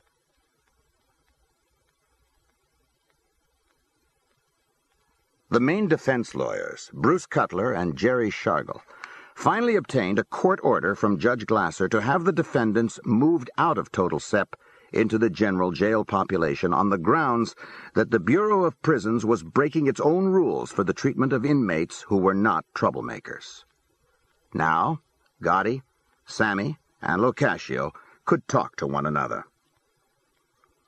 Sammy waited in vain for Gotti's explanation of what he had said on the December 12th tape. Instead, Gotti informed Sammy and Locascio that they wouldn't be permitted to listen to the tapes, nor would either of them be able to meet with their attorneys except in Gotti's presence. Gotti and Cutler would mastermind their mutual defense. Sammy had retained Shargle, whose legal expertise he admired and who he hoped would strongly represent him in the coming strategy sessions. But then he learned to his dismay that Judge Glasser had disqualified not only Cutler but Shargle as defense attorneys for the trial.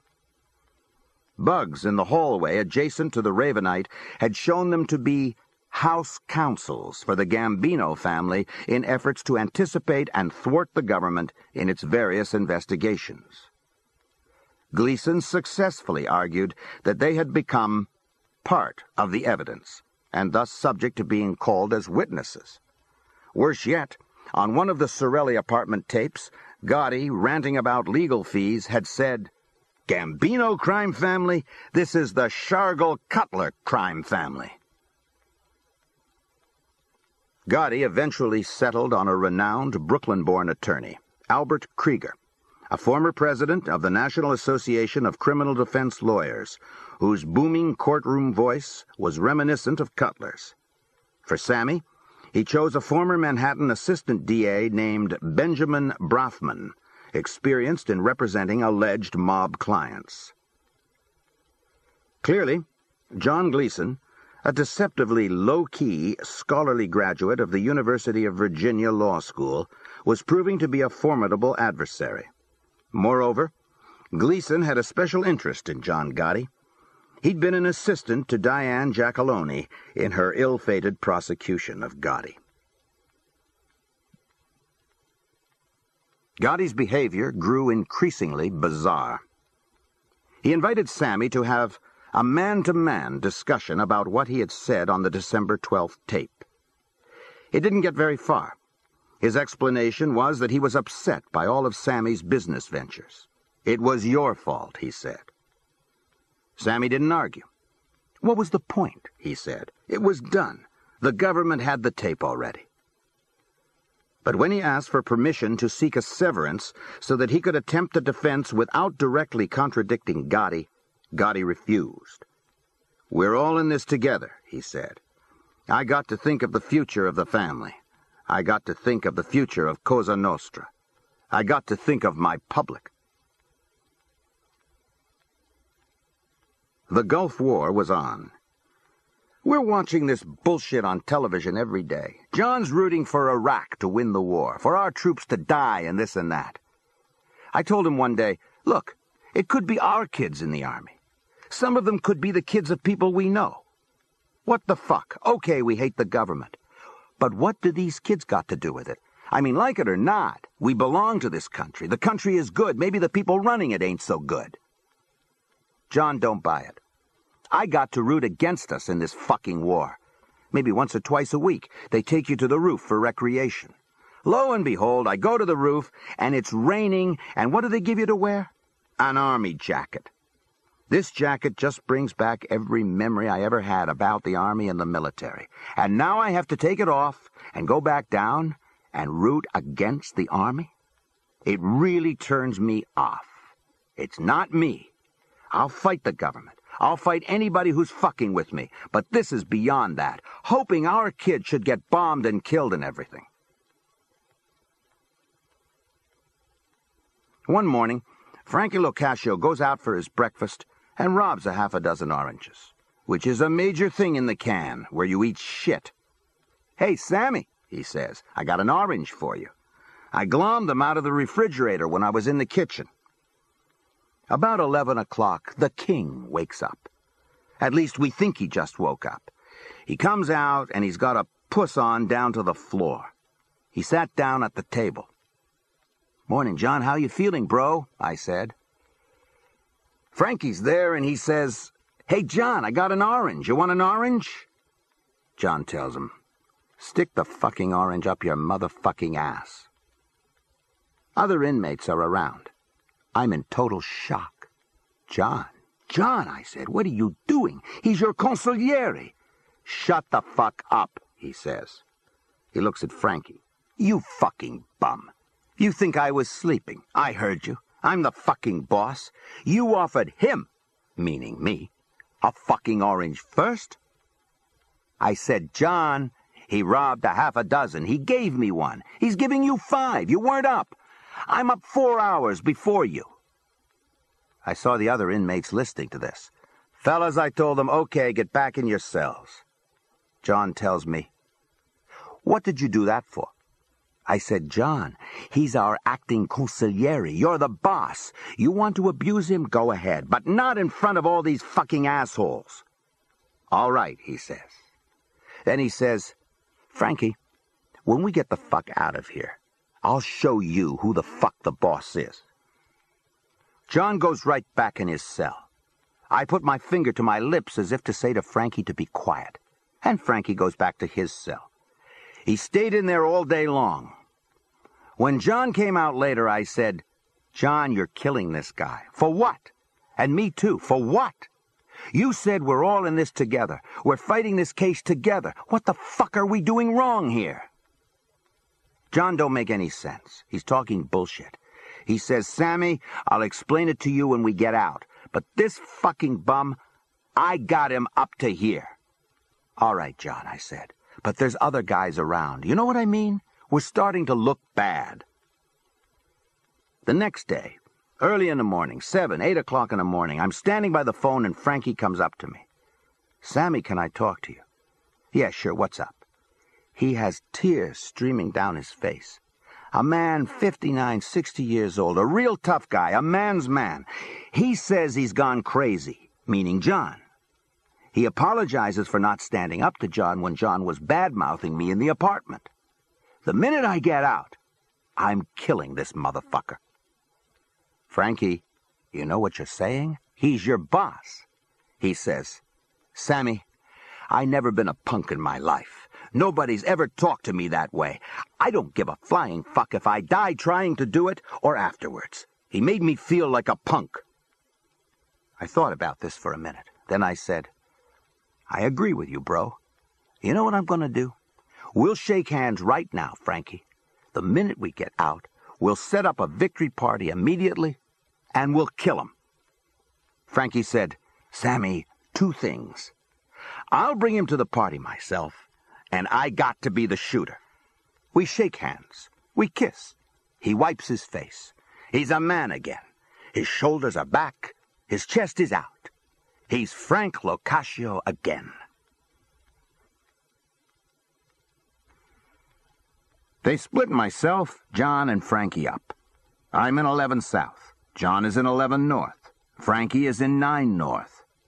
One day, When we're visiting with the lawyers, John tells me, 11 South and 11 North has the same library day. Put your name on the list. I'll do the same. I think this was a Tuesday. He's not so bad when we meet. He seems to have calmed down a little bit, even about Frankie. After we go back up, the prison realizes that me and John were together in the library. So they change 11 South to a Wednesday for me and a Thursday for John. But when they change the library days, they put me in with Frankie, 9 North. So me and him are in there together.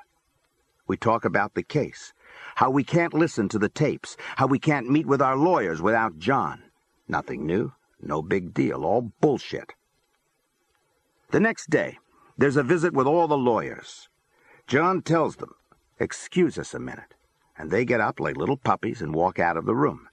And then John says, "What do you think? I'm a fucking jerk-off? You think I ain't got eyes and ears all over this prison?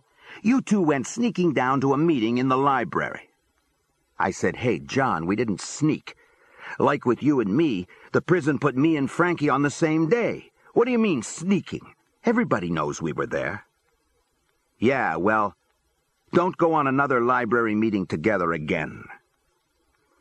After I got back upstairs, I thought to myself that Frankie was right.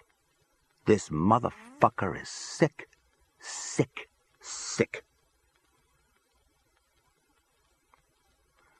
One morning, a guard says to me, "Gravano, lawyer's visit." It was about 9 o'clock. I'm saying to myself, John's starting to get up early. I'm cuffed up and go down. Who's there but Jerry Shargle? He can't represent me at the trial, but he's allowed to give advice before it begins. I said, "You didn't send for everybody?" "No." "What's up?"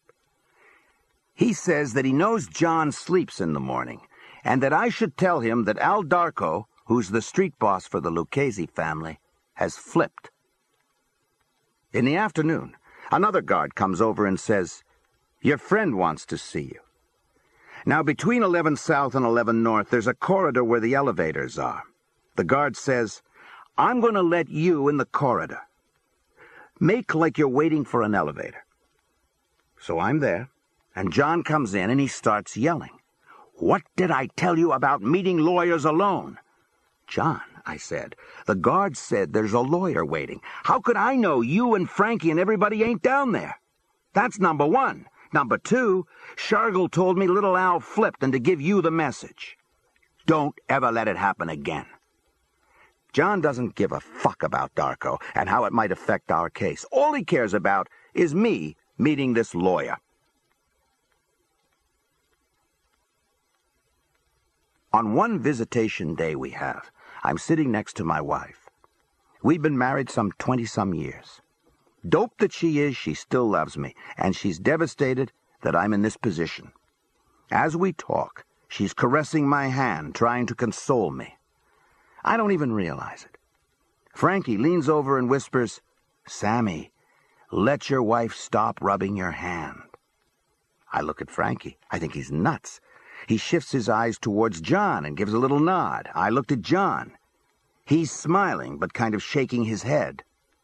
I turned to Debbie and told her to stop touching my hand. I said, "It's not supposed to be a contact visit. If the guards see it, they'll stop the visit early." As we're going back in, I said, "What was that all about with my wife touching my hand?" John said, "Sammy, you're the underboss. We got to carry ourselves a certain way in front of people." "Oh, did she slip and grab my dick at one point that I don't remember?" "Don't be fucking cute with me," he said. In 1989, in the rigged construction deals Sammy set up with the Teamsters and other unions, he'd given Gotti 80% of the take, which came to minimally $1.2 million in cash. For his above-board construction contracts, Sammy and his wife, filing separately, paid taxes on nearly $800,000. Her recorded income about double Sammy's. After taxes, Sammy then gave Gotti anywhere from 30 to 50%, about another $200,000, again in cash. Gotti also received an additional $600,000 or so a year from Sammy's nightclubs, after-hours clubs, various individual scores, and street deals. The only income Sammy kept for himself was his loan-sharking profits. By then, he had $1.5 million out on the street, which brought in an average $15,000 in interest a week, which, as an aggressive entrepreneur, he continually rolled over. No question I was the biggest earner for John, Sammy said. But he was very cagey about what he got overall, except he was always complaining. You look at Tommy Gambino in the garment center, and you know Tommy's bringing in a ton of money. There's also the carting industry, the shipping on the piers, the hijacking scores, the drug money. I mean, Patsy Conti had this food market chain, but he was a big heroin dealer. He slips John $100,000 every now and then, and believe me, John wouldn't question it. John didn't think, though, that it was coming from Patsy selling tomatoes. It was hard to tell. But if you figured it all out, I would say on the very low side, John was getting $5 million a year and probably more like $10-12 million. The only legitimate income he could show was being a plumbing supply salesman and a zipper salesman for this garment center company for, I think, $100,000 a year. And he don't even bother paying taxes on that. Besides that gang of lies John is telling Frankie Locke on the tape about the hits, he's saying, I got this business, I got that business. Those are lies, too. We have them businesses. I shared everything with John that I had in construction and everything else. So what is Mr. Machiavelli up to? Saying I'm creating an army within an army? Nobody was more loyal to John in the family than myself. Obviously, in this double-crossing life of ours, John has decided maybe I'm a threat down the road. It's true he don't know everything I'm doing, but that's because he doesn't know nothing about the construction industry. Now, Frankie ain't standing up to him, but he ain't going along with all this either, so John keeps pushing. He can't just decide to whack me out for nothing. I'm his underboss. I have too much respect in the family and with other families. And I got my old crew, which is the best work crew in the family who would die for me no matter what. So John was hoping Frankie would go out and lay the groundwork, dropping little hints to the captains that Sammy's doing this and that. Where is Sammy headed? Maybe it's time for Sammy to go. Only Frankie didn't do that. All John had to do was come to me once during that 11 months we were in there together and say, Sammy, I'm sorry. My big fucking mouth got you indicted, number one. Number two, let's try to get a severance for you so you could fight your case. Fuck the public. Let's try to fight this so that one of us, all of us, a couple of us, get out of this fucking mess. If he'd done that, I would have never cooperated with the government. Not in a million years would I have cooperated. And if I lost everything and didn't want to play this game anymore, I would have taken myself the fuck out. I don't think I would have a problem in the world doing it. If I could hit somebody else, which I did plenty, I could definitely hit myself for the right reason. Don't get me wrong. I'm not suicidal. But I would do it if I didn't like being in the can forever. I would have taken something. I would have whacked myself out, and it'd be, okay, God, let's go on to this next life. What do we do now? Instead, it's I still can't listen to the tapes. I can't speak to my own lawyer. He's saying, you have no defense. Look what you made me do. Look how mad you got me saying stupid things, things that ain't even true. It just got worse and worse. He's telling me it's my fault. That gets me thinking. No apologies, no severance. I got no defense. He don't say point blank to me, you gotta take the weight. But now I can see that's what he's setting me up for. He sees that December 12th tape could be to his benefit and go against me. If it's played right, the jury could look at John as the boss, the way he dresses and all, and that poor John has lost control of this Sammy the Bull, his underboss. This Sammy has run rampant, and John's on tape actually complaining about it. Maybe with his personality, his charisma, with movie stars like Anthony Quinn and Mickey Rourke coming into court and waving at him, the jury would think that he's not such a bad guy and the real monster here is Sammy. So let's convict him. Comes October, and I'm still not even thinking of cooperating. It's my whining brother-in-law, Eddie Garofalo, a whining motherfucker all my life, who puts the idea in my head. He's caused me nothing but trouble with his devious ways, always looking for the angle. A couple of guys in my crew wanted to whack him. You can't trust him, they said. Just the way he wanted me to walk away from that building project in Brooklyn we were going to take a bath on. That was Eddie, pure and simple. But he's got a big edge with me. His wife is my sister, and I ain't ever going to hurt her, even though he's treating her like shit. So now, he comes in for a visit, whining one more time with that crying voice, "Sammy, you're going to go down on this case." I said, "What do you suggest, Eddie?" He says, "I hate to say this, Sammy, but maybe you should cooperate. I'll go with you. Me and you cooperate, and we'll go into a whole other life.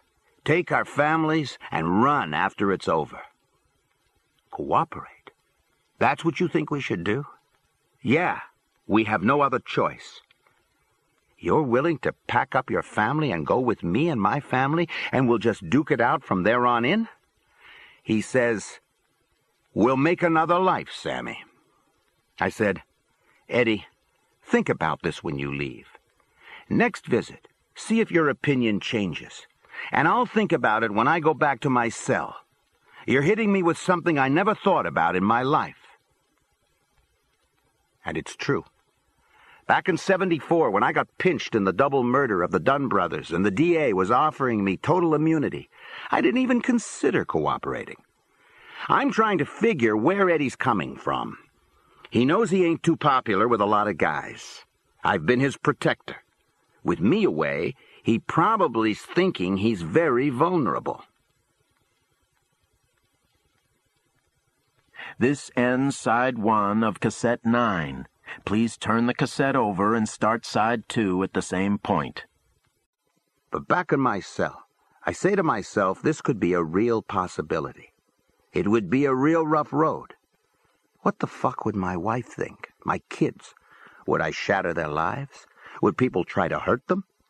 That thought went out of my mind because other guys cooperated, and we never, ever considered hurting their families. They're innocent. What the fuck did they have to do with this life?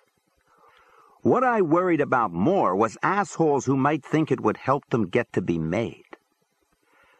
While I'm considering all of this, we have a meeting with the lawyers. I make another pitch to try and go for a severance. John says, "Sammy, a severance? I told you. What would my public think? They would think you don't want to be on trial with me." I said, "You want me to do the rest of my life in prison without even trying to fight for myself because of what the public may think?" John says, "Sammy, you got to understand this. It's not about me now. Everything has to be to save Cosa Nostra, which is John Gotti. Cosa Nostra needs John Gotti. You got a problem with that?" On October 10th, through a trusted intermediary, Sammy sent word to the 2 FBI agents he was sure he could count on to keep his intent confidential: Frank Spiro and Matty Tricarico. The message was that he wanted to talk to them. They immediately informed their supervisor, Bruce Mao, who brought the electrifying news to prosecutor John Gleason.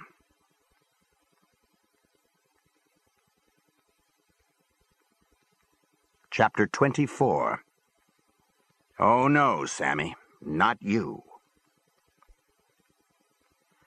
Throughout the summer and early fall of 1991, John Gleason had been analyzing various defense strategies. He reached precisely the same conclusion as Sammy. It would be subtle, Gleason thought, but its aim would be to allow Gotti to maintain, "Hey, it wasn't me, it was him." Its goal would be to persuade the jury that Sammy was the real bad guy, a blank slate upon which could be etched the face of a mad dog killer. Convict him and cut free John Gotti, or at least let Gotti off lightly. Gleason knew that the weakest part of his case against Gotti was the Castellano killing. Still, he felt that he had strong circumstantial evidence for the large canvas prosecution he wished to pursue. He intended to trace a line from the Angelo Ruggiero tapes, which clearly revealed a giant heroin operation, to Castellano's frustrated efforts to gain access to these tapes and to the bug in Neil Dellacroce's home, which recorded the bitter debate over the tapes. The next significant event was the death of Dellacroce, which cost Gotti his protector. Combined with Gotti's sneering comments about Castellano and the Sorelli apartment tapes, Gleason would argue that Gotti was caught in a kill-or-be-killed situation. The means of acquiring power and control in the Gambino family were murder. The underlying thesis would be, if not Gotti, who could have ordered the hit on Castellano? The news Bruce Mao brought that Sammy wanted to talk simply bowled Gleason over. It was the last thing he expected. He'd observed Gotti and Sammy side by side in court, and Gleason had no doubt that the truly tough guy, the true gangster, was Sammy. If he'd had to bet on who might turn, it would have been the most marginal defendant, Frank Locascio. But Locascio had a serious problem. His son was a made member of the family. If Frank flipped, he would be signing his son's death warrant. Gleason's immediate question was, what did Sammy want in return? Mao relayed the answer from Sammy's intermediary: complete immunity. That was impossible, Gleason replied. Unlike a state prosecutor, a federal prosecutor couldn't set the terms for a plea bargain. Only the presiding federal judge could do that. The best Gleason could do was to hold out the hope of a 20-year cap on any prison sentence, and he couldn't guarantee that. It would depend not only on the judge, but also on the quality of Sammy's testimony and how well he delivered it. After a couple of anxious days, the word came back that the conditions Gleason had outlined were acceptable to Sammy. The next problem was how to meet with him without Gotti's knowledge. Obeying Gotti's demand that a defiant stand be taken on every point, defense counsel gave Gleason the opening he needed by refusing to stipulate that the voices on the apartment tapes were Gotti's, Sammy's, and Locaccio's. Gleason obtained a court order requiring voice analysis tests. The three defendants were scheduled on 3 successive days. Sammy was the last, on October 24th. I was just told that they would reach out to me soon, Sammy said. Then when this voice bullshit comes up, I figure this has to be it. I go over to the court in Brooklyn. My lawyer, Brofman, is there. I do the test. Brofman leaves. I'm taken down to go back to jail. There's a couple of guys from the Lucchese family in the bullpen waiting to go back, too. Then a marshal comes by and says, "Gravano, they want you back upstairs." The Lucchese guys said, "What do they want you for?" I said, "I probably forgot to sign something. Who knows with these fucking bums?"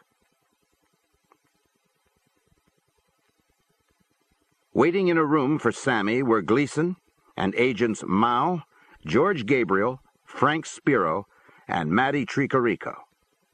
Spiro remembered how great a surge of anticipation they all felt. The first thing Sammy said was, "I want to switch governments."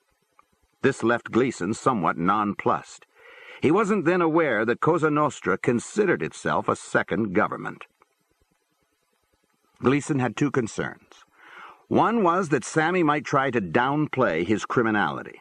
Second, even worse, he might try to tell them what he thought they wanted to hear.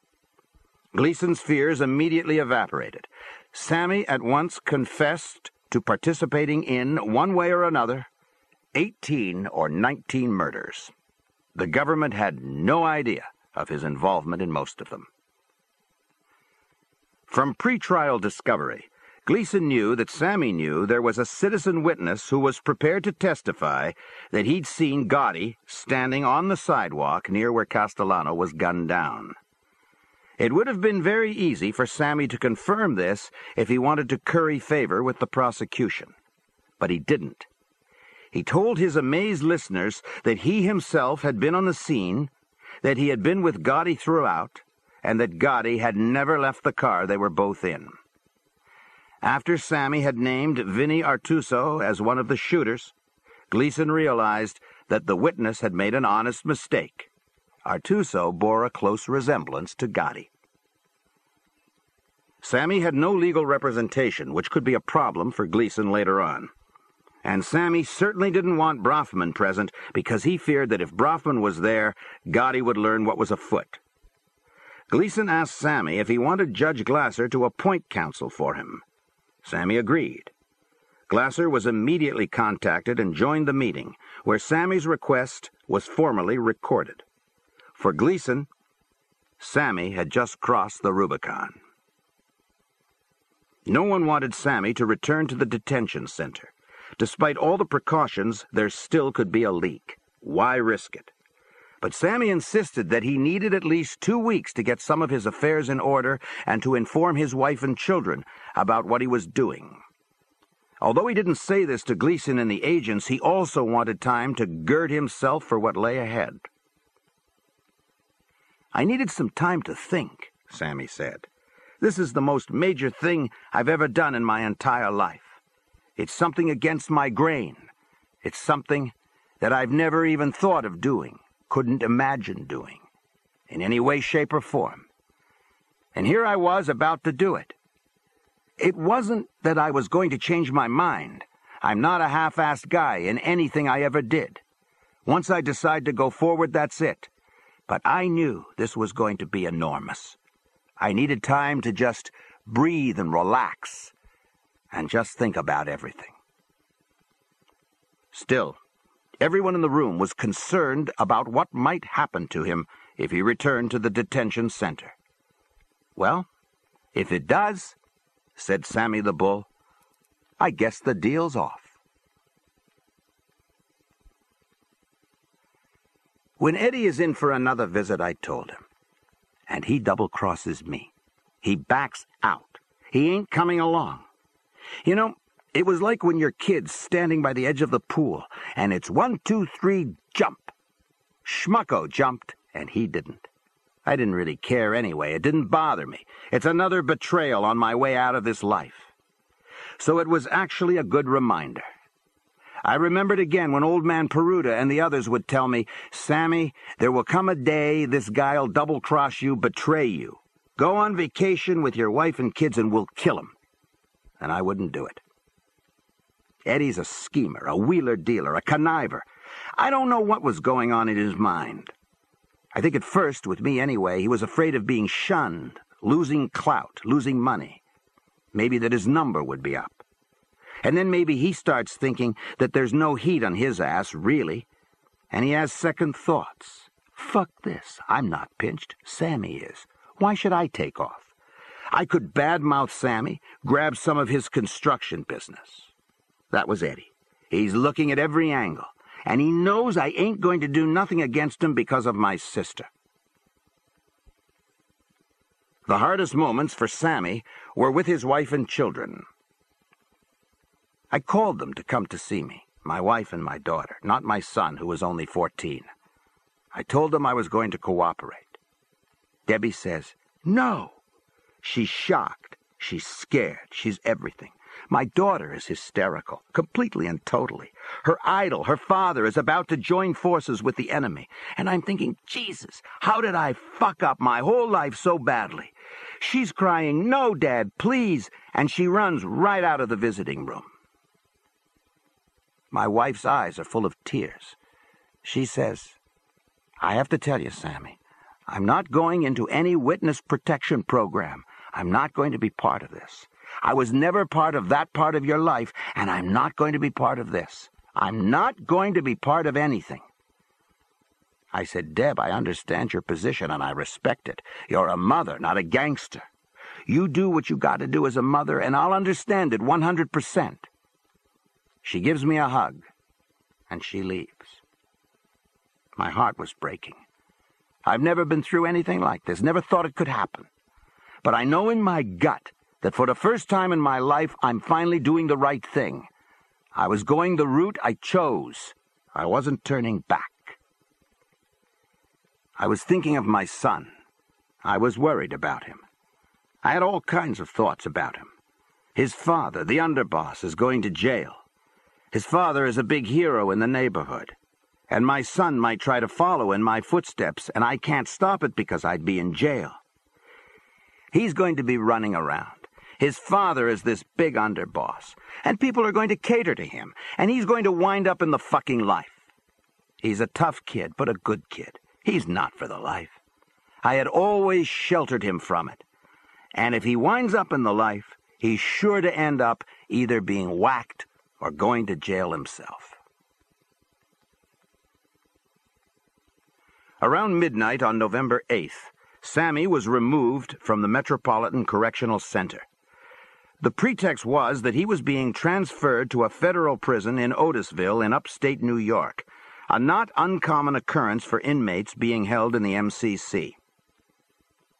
Sammy had become the leader among the prisoners in 11 South. When he was moved out, all of them, Black, Hispanic, Italian, Irish, were chanting, "Sammy, Sammy, good luck, Sammy." Sammy said, "I knew I wasn't going to know Otisville, but the worst was yet to come. Frank Spiro and Matty are waiting downstairs, and they ask, 'How are you feeling?' And I say, 'Okay.' They bring me out to where Bruce Mao and the other agents are waiting. Just then, this black woman comes by. She's a guard, and she patrols the perimeter of the jail. As I'm coming out, she looks at all the agents, and she looks at me, and she says, 'Oh, no, Sammy, not you.' I said, 'Yeah, it's me.'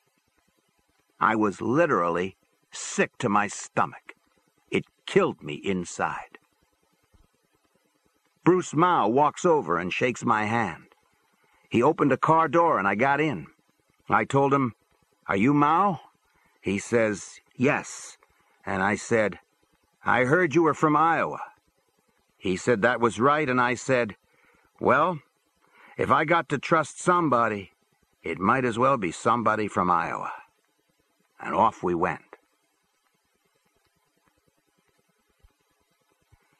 Sammy was transported under heavy guard to the FBI's training academy at the U.S. Marine Base in Quantico, Virginia.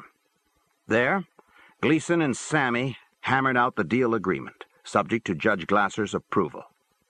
Gleason found Sammy to be smart, engaging, and a hard bargainer. Sammy tried and failed to get the maximum duration of his potential sentence reduced from 20 to 10 years. But he did achieve two important points. One was a 2-year cap on his availability as a government witness. Clearly, he wanted to avoid, if possible, testifying against any of the loyal members of his old crew. A good-faith compromise was reached. If, through no fault of the government, a case it wished to prosecute had not been brought to trial before the 2 years were up, Sammy would cooperate. Otherwise, the decision to testify would be solely Sammy's. As for the second point, Gleason had to hand it to Sammy. He wanted Judge Glasser to sign off on the agreement immediately. Normally, a judge's approval was withheld until the time of actual sentencing. Gleason perceived what was going through Sammy's mind. What if Glasser became incapacitated?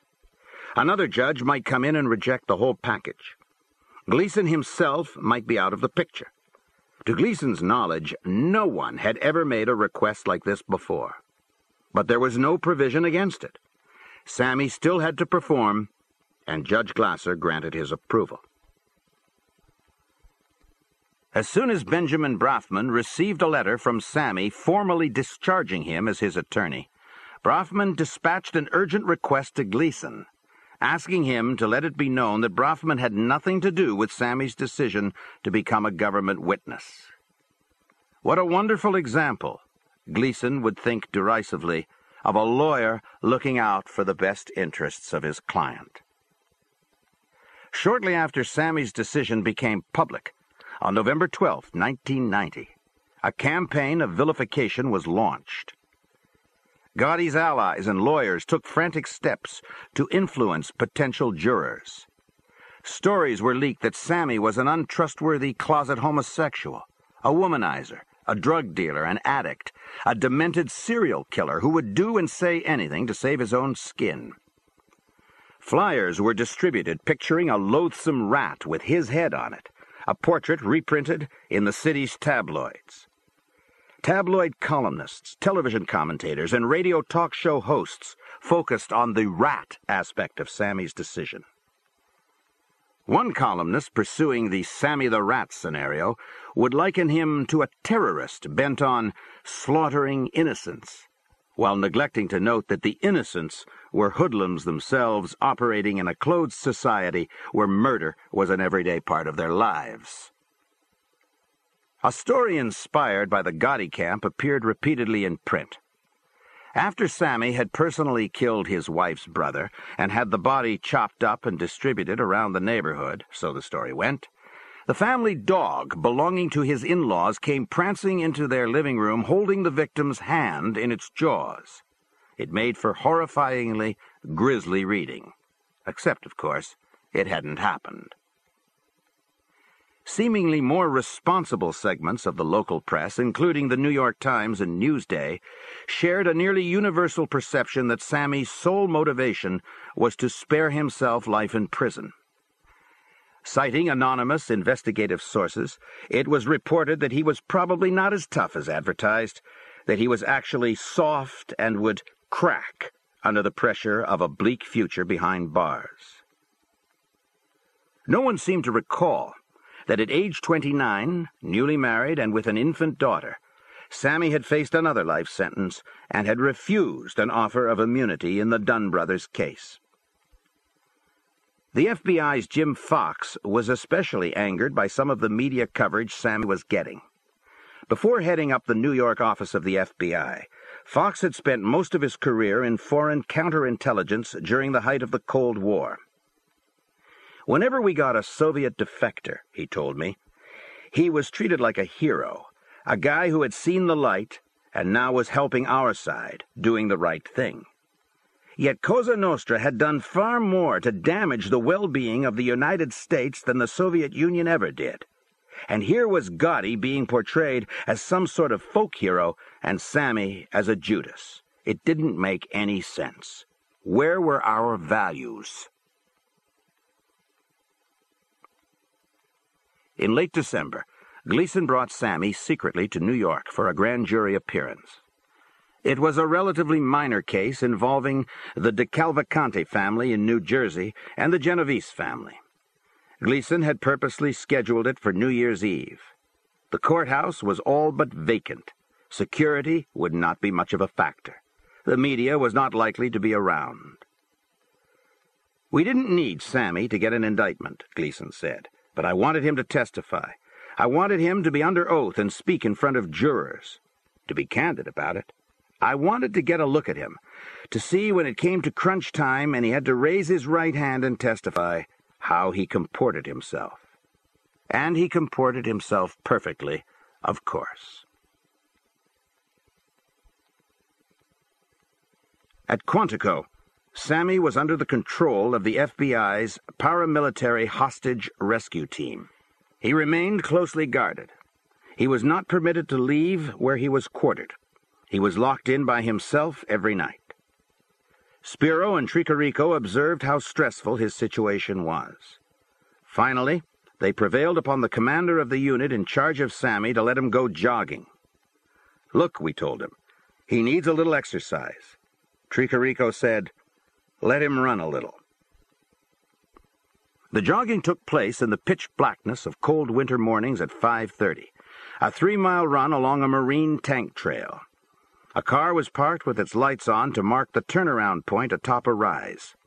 A truck with guards followed to light the way. We asked Sammy if he wanted a hat and gloves, Spiro said. Yeah, all right. He wanted them, but he would never ask. He was a real stoic type of guy. The first morning, Sammy was huffing and puffing up that hill to where we had to come back. It didn't look like he was going to make it. A few days later, he was leaving us all behind. He wanted to do the run twice, 3 times. It just showed you how he did everything 100%.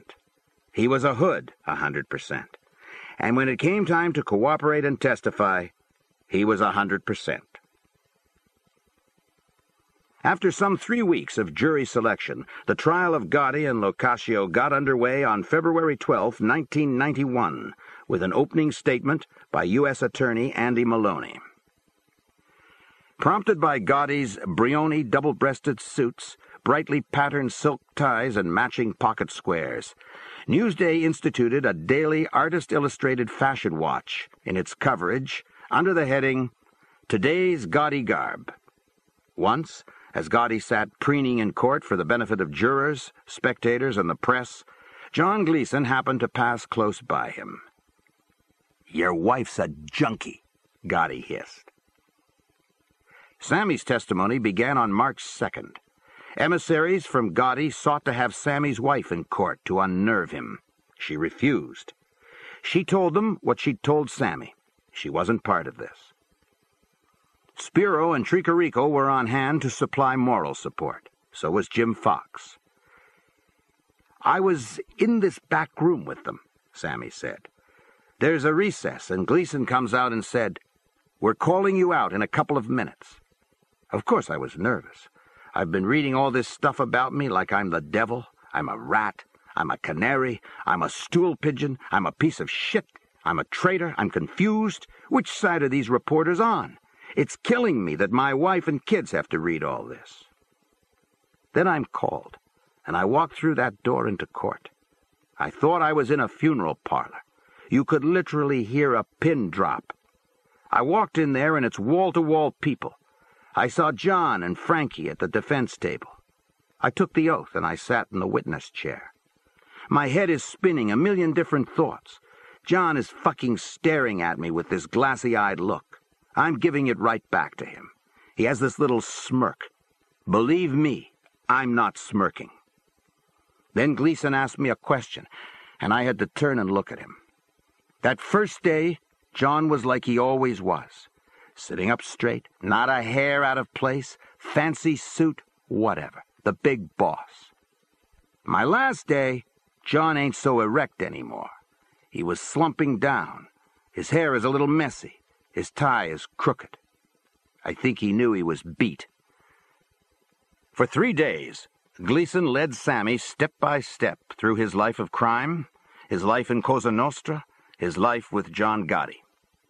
Sammy was next subjected to 5 days of withering and futile cross-examination by Gotti's attorney Krieger and Locaccio's lawyer Anthony Cardinale. The father of Gleason's dedicated, savvy lead assistant prosecutor, Laura Ward, was a federal judge. He dropped in periodically.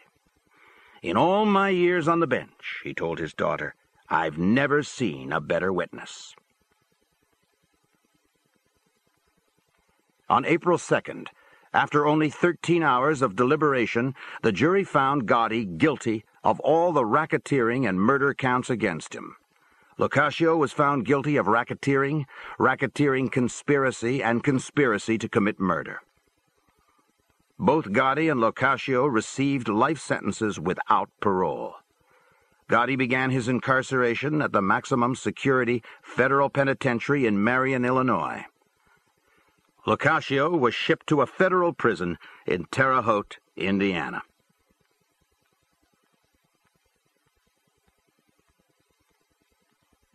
Epilogue. By the time Sammy the Bull Gravano was sentenced, on September 26, 1994, he was responsible for the conviction, guilty pleas, or extended prison terms of dozens of key Cosa Nostra figures. The conviction of the corrupt juror in Diane Giacaloni's failed prosecution of Gotti and the New York criminal intelligence cop who had been feeding investigative information to Gotti, as well as for the guilty pleas of 8 top trade union officials for labor racketeering. In the Gambino family alone, in addition to the convictions of Gotti and Locascio, 7 captains were in prison on murder and assorted racketeering counts. Among them was Tommy Gambino, the son of Carlo Gambino, and the czar of the family's empire in the garment industry, which cost the American public an average $3.50 in hidden taxes for every $100 spent on clothing. The Mosses of the Colombo family and New Jersey's de Cavalcante family, the Genovese family underboss, and the Colombo family consigliere were also convicted, as well as a Genovese captain and 2 Lucchese captains. In addressing Judge Glasser regarding Sammy's law enforcement contributions, John Gleason noted the unique ripple effect of Sammy's testimony. With respect to all previous cooperators, Gleason said, when those people cooperated, there was no ripple effect in the street, in the organized crime community. The take on that was, well, there's something wrong with the guy. What we heard from informants, what we heard from the people who followed Gravano in to become a cooperating witness, was that when Salvatore Gravano cooperated, it did not indicate that there was something wrong with Salvatore Gravano, but it indicated that there was something wrong with the mob. It was very much of an attitude adjustment, very much a turning point. As a result, Gleason said, a veritable flood of cooperating witnesses had stepped forward, including both the acting boss and underboss of the Lucchese family. Gravano, he told Glasser, has rendered extraordinary, unprecedented, historic assistance to the government. Before passing sentence, Judge Glasser took pains to note, I can't recall seeing any reference to Gravano that wasn't preceded by words such as rat, snitch, turncoat, or some other pejorative word. Would we view it in the same way if, for example, a member of the World Trade Center bombing conspiracy informed on his fellow conspirators, the perpetrators of that disaster? Who, in that context, has Gravano informed against? Is assisting the government to bring major criminals to book a contemptible thing? Is it somehow less commendable because the informant is or was himself a member of that band of criminals? And yet who can provide the information necessary to convict, if not one privy to that information? Glasser himself, a product of New York's meanest streets, seconded the opinion of a federal agent that Sammy's decision to testify was the bravest thing I have ever seen. The judge declared, there has never been a defendant of his stature in organized crime who has made the leap he has made from one social planet to another. There has never been a defendant whose impact on organized crime and the suffocating hold of that criminal octopus upon industry and labor that has been so important and so extensive. He sentenced Sammy to 5 years, followed by 3 years of supervised release. Sammy returned twice more as a witness. One appearance was at a sanity hearing for Chin Gigante. After 6 years of differing views from psychiatrists, the government had finally moved for a definitive verdict.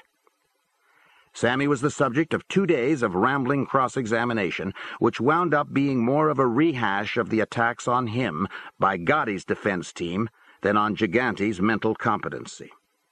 But Sammy sealed Gigante's fate with one succinct comment. Asked if he would have met and discussed sensitive Cosa Nostra business with a man whom he believed to be crazy, he replied, "No, because if I thought he was crazy, how would I know what he was doing? He could walk right into a police station after the meeting." The presiding judge subsequently ruled that Gigante was fit to stand trial on racketeering and murder charges. The other case involved Joe Watts, the Gambino family associate who frequently accompanied Gotti during his champagne nights on the town. Along with the capos, Jimmy Brown Fila and Danny Marino, Watts had been indicted for complicity in the murder of a family soldier that Gotti had ordered. Both Fila and Marino pleaded guilty. Watts, however, reportedly refused to plead. His lawyer at the trial would be F. Lee Bailey, fresh from his triumphant participation in the O.J. Simpson murder case. There was a considerable build-up in the press for the confrontation between Sammy and Bailey, almost as if it were a heavyweight championship fight. Bailey was quoted as saying how much he looked forward to showing what a liar Sammy was. In fact, in the very beginning, Bailey secretly negotiated a plea bargain for Watts. In return for no jail time, he would become an informer on the post-Gotti Gambino family.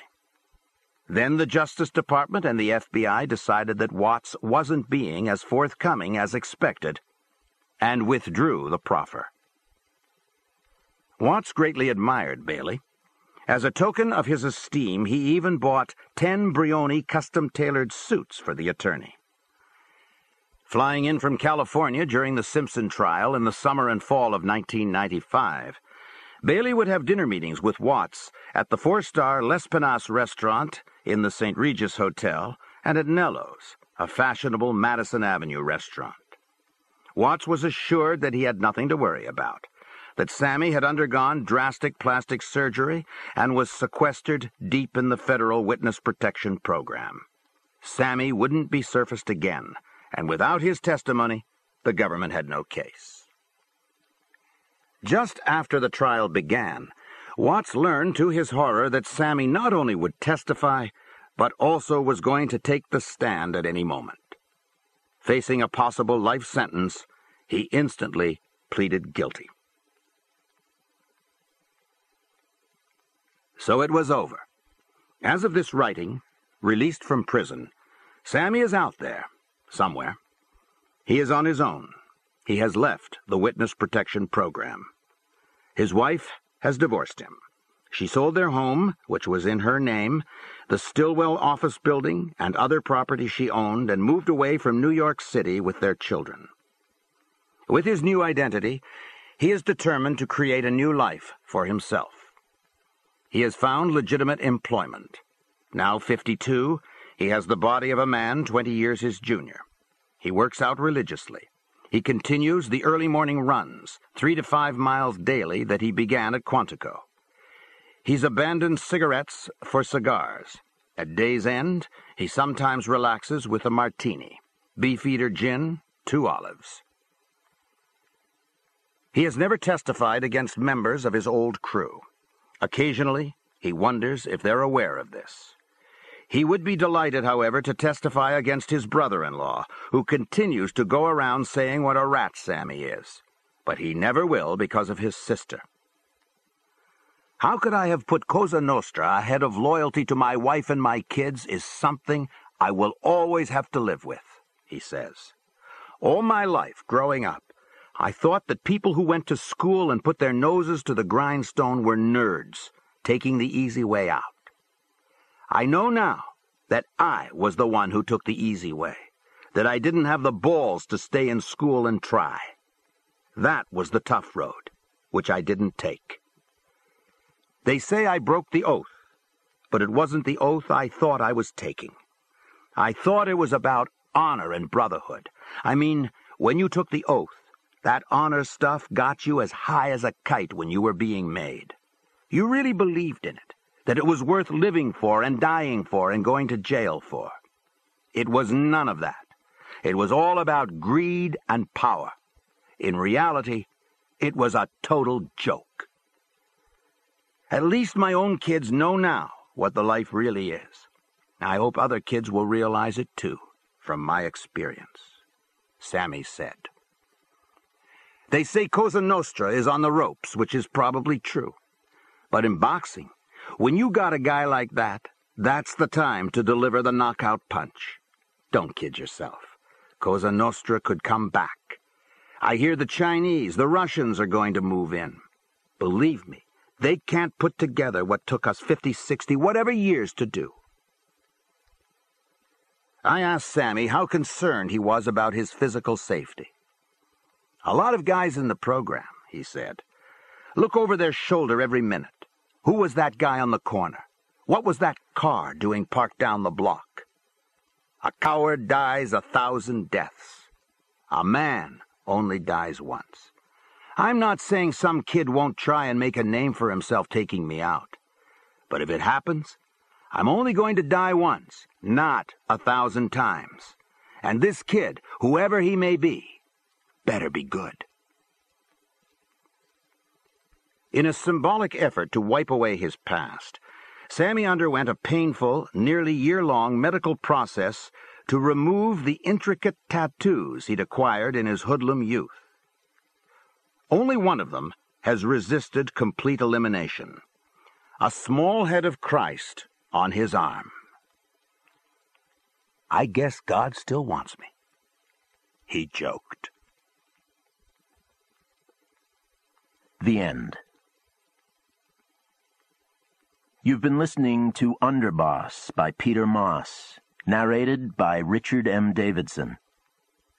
If you've enjoyed this book and this performance, Recorded Books recommends A Night to Remember by Walter Lord, also narrated by Richard M. Davidson. You'll find a wide selection of titles, including bestsellers, mysteries, classics, histories, and more in the Recorded Books catalog. So to order another recorded book or for a copy of our latest listing, call us toll-free nationwide at 1-800-638-1304.